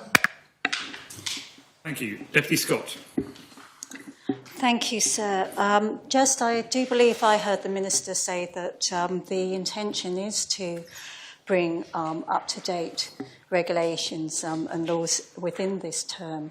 I do share the Deputy Alex Curtis's frustration about the pace at which government brings in change, but I believe that these are triannual regulations, so they do need to be renewed in order for that work to be done. Does any other member wish to speak on the principles? Deputy Thaddeus. Thank you, sir. This matter had already been coming back to the States for a good number of years before I took office in late 2008. And I remember older members saying, here we are again, and the Minister's saying, this is the last time we will lodge these, I promise you. And yet, time and time again, we find ourselves being asked to rubber stamp triennial regulations, which could, incidentally, have been lodged to be put in to have a lifespan of shorter than 3 years. And members will be aware that our scrutiny panel did, I think, urge the Minister initially moderately, and then through different channels, including many letters being written, to ask whether he would consider a shorter time span. We've got to remember that these recommendations for changes were made almost 20 years ago, and that the Minister has already been in office for 2 years. He's a Minister who has the luxury of not having had any upheaval in his department, because he's the same Minister that was elected 2 years ago. He's also the Minister who was an Assistant Minister for 2 years of the term previously, and his department would have known full well that this was an issue that was in the inbox that needed to have attention to it. Unfortunately, we've seen this department, like previous departments, take it out of the to-do list and put it into the too difficult to do inbox, I think. And that's why we're seeing, again, the Minister coming back saying, we will lodge changes and we will bring in a new regime, a new law, and the changes that need to be done, which we agree with holistically. But it won't be done by this Minister, it will be done by a future Assembly. So we may well then find ourselves in the future that a future Assembly is going to have to make a decision which, with a different Minister potentially, it may be an Assembly that has no desire to do that, or also thinks it's too difficult or non-desirable. And there is a corollary to this, because, of course, this deals with the customary laws of the bailiff. And the first point is that it is pretty much uncontentious now that the bailiff is quite happy to see a new system being brought in. I think the caveat is that it's a system that works well and that is robust and that isn't anything less than what we've got at the moment. But he is quite willing to give up those powers. I think there's a recognition that this is something that should be have political oversight, not the oversight of the President of the Assembly or the President of the Court. And it also has an impact on this Assembly when we keep lodging these every 3 years, because what it means is that the bailiff can no longer preside in the Assembly. He quite rightly needs to, or the Deputy Bailiff, I think, chooses rightly to recuse himself. And of course, therefore, Article 3 of the States of Jersey law is invoked, where it says, if both the bailiff and Deputy Bailiff are unable to preside at the meeting, the bailiff shall choose an elected member, interestingly, it says, the greffier of the States or the Deputy Greffier of the States to preside at the meeting. So in an interesting way, although this isn't the primary debate that we're having today, it also touches on the separation of powers, because on the one hand, it recognises the fact that not only is the bailiff the president of this Assembly, we don't have an elected speaker like in some parliaments, like in pretty much all parliaments apart from Guernsey, shall we say. And I'm not criticising the bailiff or the deputy bailiff for that. It's not their making. It's a tradition that we have, and that comes up from time to time. And it also recognises that the other, perhaps most significant role that they have, apart from maybe guardian of the Constitution and civic head, is that they are in charge of the Royal Court. And that an uncomfortable addition that they have is that they make rules about entertainment, what kind of entertainment is permitted, what kind of fines you might get, and in fact that's what we're dealing with today, what sentences you might get if you put on a performance unlawfully, but also the wider issue about drink, about who can serve drink and how long you can serve drink for, and licences. All that needs to be looked at holistically, and this work should have already been going on for the last 4 years, really, certainly the last 2 years.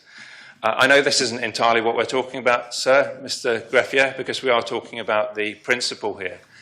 But the principle is very much, of course, whether we need to rubber stamp these and whether we have any real choice in the issue. So I think in making these statements, what I am going to say is that we're not yet at the regulations point. Those come in the second reading. I've given a clear indication that from my panel's point of view, we think that this is an area that does need to be scrutinised. I think we would have been more reassured if the Minister had said that change was going to come back within this term of the Assembly, because it would have been within his gift and within our remit to be able to scrutinise that during this term of office. And I did say to the Minister as well, that if you can't bring it back because there is literally too much work to do and you've tried your very best, the Assembly and the scrutiny panel would, of course, listen to the fact and say, if you need an extension, of course, the triennial regulations could be extended. But I genuinely hope that this is the last time that the triennial regulations are brought back for renewal. But I am willing to listen to counter-arguments. If indeed there are people out there who would argue that the current system is fine and it's working and it doesn't need fixing, then that is a legitimate point of view. And if there's a body of evidence for that, then it's something that the scrutiny panel would like to hear. But interestingly, that's not an argument that we have been hearing from anyone, including the Minister and including the industry. There does seem to be that consensus that change is necessary. And I would therefore argue, of course, that if change is necessary, let's explore the option of what resources and what time frame the Minister can feasibly do this in. I think to bring it back within this term of office, not kick the ball into potentially another electoral cycle, and who knows, leave it at the mercy of that Assembly, sir. Thank you. Deputy Balash. Sir, despite Deputy Tadier's valiant efforts, I don't think this has anything whatsoever to do with arguments about the separation of powers. The role of the bailiff in relation to public entertainment has been settled for decades, and successive bailiffs have agreed, going back a very long way, that this is not a function which should, theoretically in any event, be operated by the bailiff. The difficulty is that it actually works quite well at the moment. And the problem is finding some means to replace it. In fact, the bailiff has almost nothing to do with the regulation of public entertainment. Public entertainment is regulated by the Public Entertainments Panel, which is composed, as the Minister's report makes clear, of a number of senior officials in the police and other entities like the Fire and Rescue Service and the Ambulance Service. And the function that the panel performs is a useful one, because it ensures that any public entertainment that takes place is safe so far as the public are concerned. My purpose in rising, sir, is only really to tweak the tail of the Minister and to ask him whether he has any idea what he is going to do to replace the role of the bailiff in the functioning of public entertainment. Thank you. Deputy Ozef. Thank you, sir. I must say that I asked to speak prior to Deputy Balash having spoken, and he's said most of what I was going to say. I have sat in the Assembly and heard the triennial regulations being lamented by some members as being an improper way to legislate, an improper way to make decisions, and the other matters which Deputy Balash has explained better than I can. It is perfectly within the constitutional right of the states to make triennial regulations. There is a sunset clause on them. They can be repeated. And we are here today debating whether or not they are the right or the wrong thing to do. And we've just heard from Deputy Balash that there are the checks and balances in place. It is difficult to find a long-term solution. It is about resources. We could be creating a monster in terms of a new law, etc. If it ain't broke, don't fix it. And I can see that this arrangement, which the Assembly, I hope the Assembly will approve these triennial regulations for a further 3 years. We have done so and the previous assemblies have done over a number of previous times, and it's worked.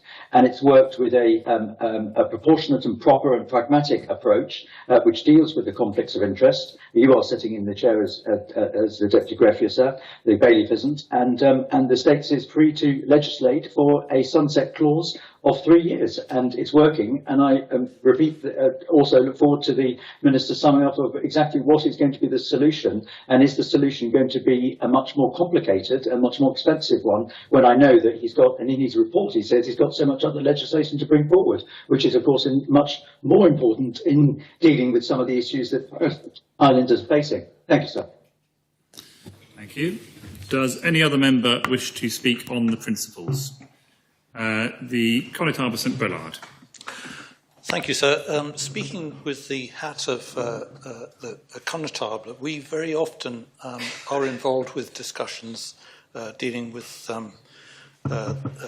the public entertainment. I think we need to be cognizant of the fact that the goalposts in public entertainment have moved in recent years, and that there are several grandiose events that are put together by events organisers, which is probably something that didn't happen time past, and it needs some regulatory control. Now, I'm not really saying who needs to be chairing that, but the situation at the moment seems to be satisfactory, and I see no reason, as the last speaker mentioned, to change it in any way. But I think my message to the Minister would be, let's be aware of what the economic situation in the island is. Whilst we don't wish to discourage economic activity in this sphere, we've also got to be aware that Jersey is tight for space, and entertainments which can be put on outside, whether it be on beaches or on private land, can affect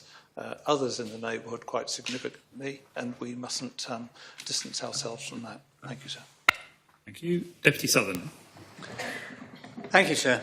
And I speak in support of my chairman on his panel. And when I point out, again, that perhaps I've been here long enough, I think I've seen these triennial regulations through 7 times. I think this is the 8th. And personally, I'm saying the 8th and last, I hope. We shouldn't, the bailiff has suggested that he shouldn't have a part to play necessarily in the ordering of entertainments on the island. And in fact, I was there when he manifestly intervened with a scene of nudity in, I think it was Titus Andronicus. Coriolanus, thank you. Was that struck? I didn't remember the name. Coriolanus. Yep. And the players resorted, having been told that they couldn't have a nudity scene, to the most glorious, flappy set of underpants I've ever seen in my life on the centre of the stage in Jersey. So it is possible that our reputation could quite easily be brought into disrepute by the wrong entertainments or the fuss around the right entertainments.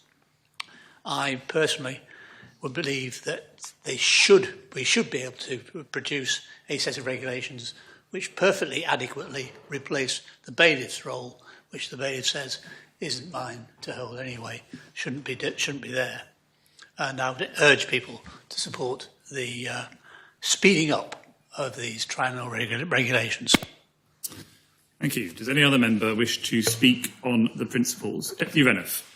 Just to make a small point, partly in response to the Constable of St Brillard, it does strike me that the current system places a great deal of power, the ultimate decision-making power, in the hands of one person. And the risk is that in a time when we are, I think, trying to understand more about what young people might want as entertainment, we might want to offer a more varied offering in terms of entertainment in the island, and we might want to be responsive to demands for that kind of entertainment, notwithstanding the fact that, of course, that has to be balanced against other community needs for peace and quiet and so on. But we do want to encourage occasional, I would have said, at least, entertainment that offers more to young people in particular, and that it would be helpful, therefore, if the system was overseen by a more varied,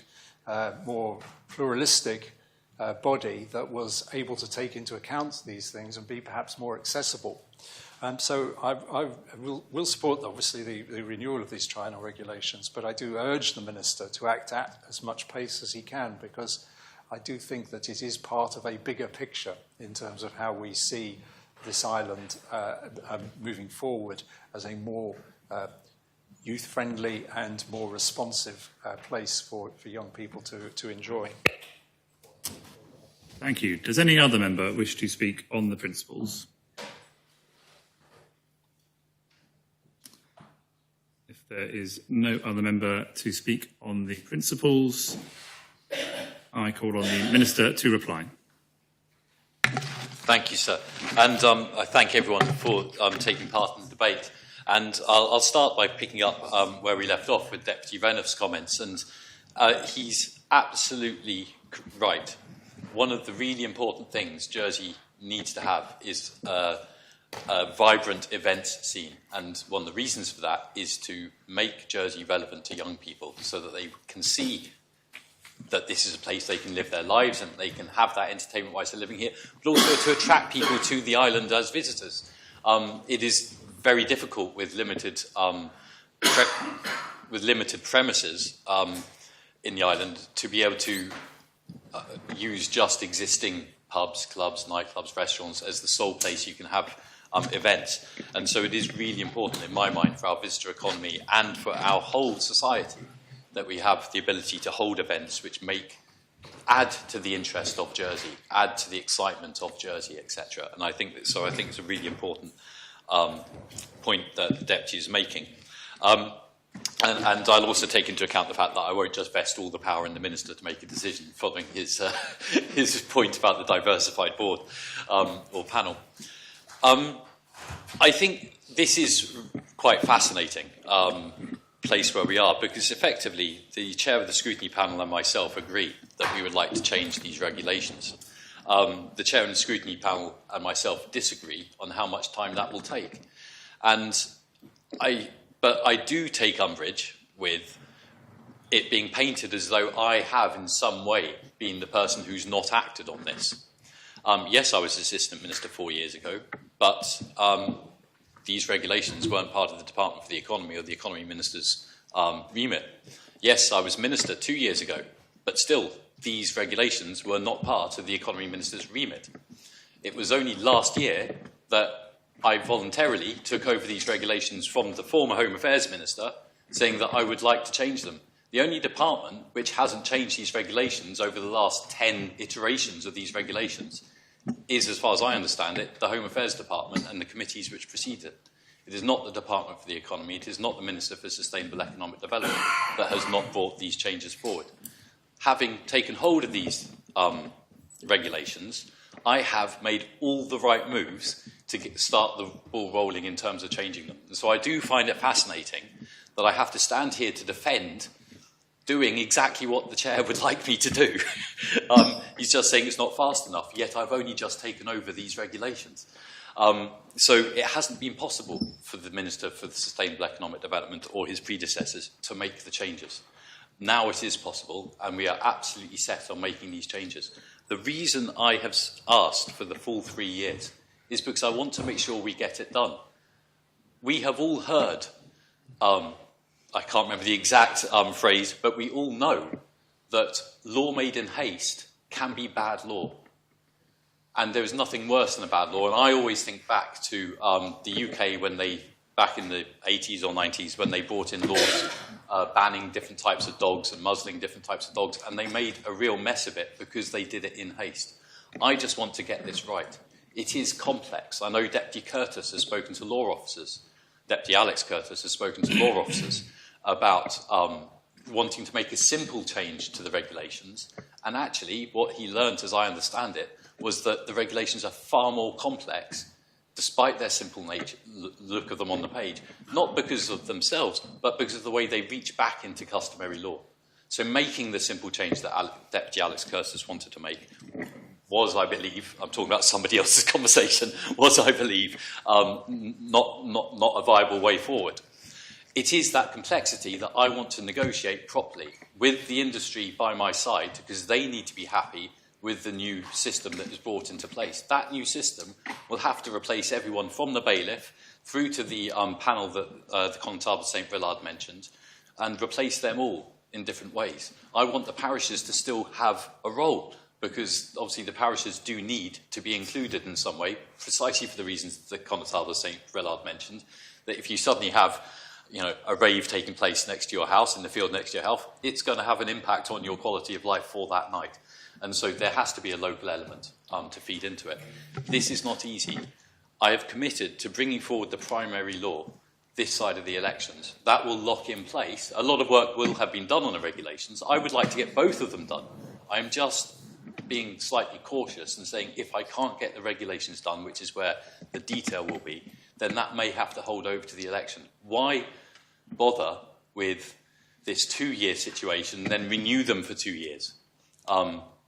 It just makes no sense to me, which is why I've said, look, let's just do this for 3 years, get the whole job done this time. That's what I'm committed to. Previous ministers who had these regulations did not make that commitment, did not make the changes that it was said that would be done. I cannot be held responsible for those ministers. My department cannot be held responsible for those ministers. I really am here wanting to make these changes, and I will try my best to get them done this side of the election in their entirety, but there's a possibility it won't happen. And that is also because, unfortunately, Deputy Tudyer did make out as though it is all in my gift. I think he said it's in the gift of the minister. It's not in the gift of the minister. Many members in this assembly have engaged with law drafting and have engaged with changing laws. There are large parts of that process which are outside the remit of the minister. The minister cannot go and tell the law drafters to get a move on or do it quicker. That's not something that is possible for us to do. The minister cannot sit there with the law drafters to make sure it happens at the pace that the minister wants. It is also the case that during the drafting, that's also when you find other issues which crop up. And the law drafters will quite rightly come back and say, this bit doesn't work, we need to change that. That then takes further consideration. I know that law drafting takes time, and I think in their hearts, any member of this assembly who's engaged with changing laws knows themselves that law drafting can take time. And that's why I'm asking for the 3 years, not because of any desire to obfuscate, delay, or postpone at all. I want to get this done. I want to get it right. I want us to be able to go with it at the end of this 3-year period with a new system in place that the whole island can be happy with, that the economy can be happy with, because events are happening in a smoother way, in a less complex way. But equally, the islanders can be happy that they can have their say when events are going to be affecting their quality of life. So I do ask the Assembly to back these regulations, and I do ask the Assembly to back me in bringing them back in 3 years' time. It may be me bringing them back in 3 years' time. I apologise, my mistake. I will not be bringing these back in 3 years' time, and I hope my successors will not be bringing these back in 3 years' time. I hope the Assembly can back me in making the changes that we need to get this off the books for good and have a new system in place. And I thank, so in summing up, I thank Deputy Bailiff for his words, because he's really able to put into, he's got experience in all aspects of these regulations. And I also thank the Bailiff and his office for their support in us making these changes, because this will be a significant change away from customary law into statutory law. For some people, they may be upset by that. But I think it is the right thing, and the Bailiff has accepted that, and I'm grateful. So I ask the Assembly to support the principle, sir. Thank you. I am conscious we have gone past 12:45, but members happy to deal with the vote on this matter. Those members who are in favour of the principles, the appel has been called for. I invite members to return to their seats.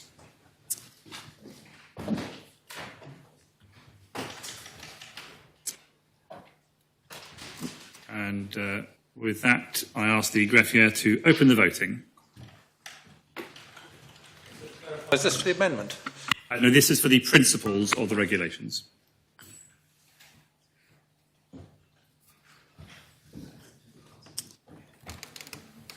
If all members have cast their votes, I ask the greffier to close the voting.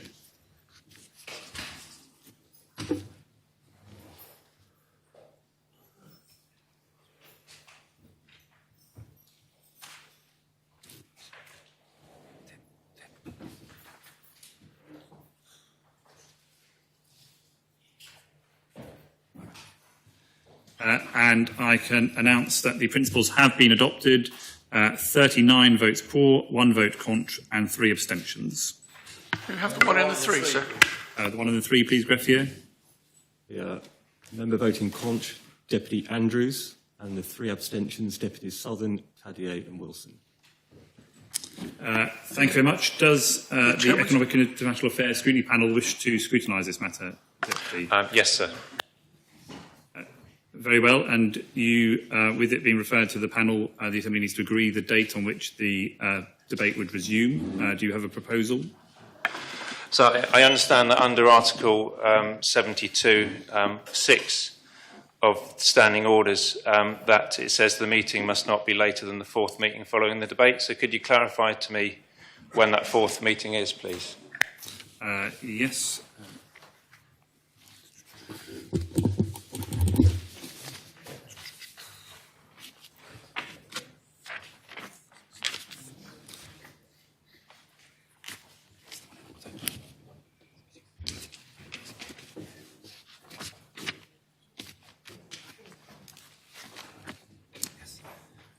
Yes, Deputy, the fourth meeting after this would be the meeting on the 1st of October. So as we're approaching the lunchtime adjournment, I wonder whether we might consider, we do have an ability to refer it back to that. It would be worth thinking about how much scrutiny we have to do on this particular topic. So could I speak to my panel and perhaps even the Minister, and then after lunch make that decision?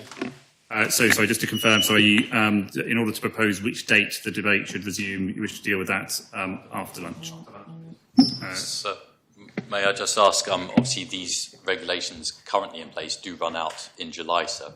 So it will be interesting because there will be a period, I believe, when there will be unlimited fines and unlimited prison sentences should you fall foul of the regulation, should you undertake an unlawful event without permission of the bailiff, sir, which is why the regulations are in there in the first place.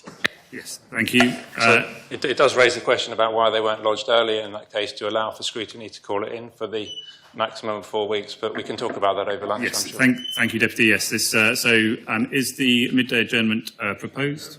Yes. Seconded. Members content to adjourn. The Assembly stands adjourned until 2:15.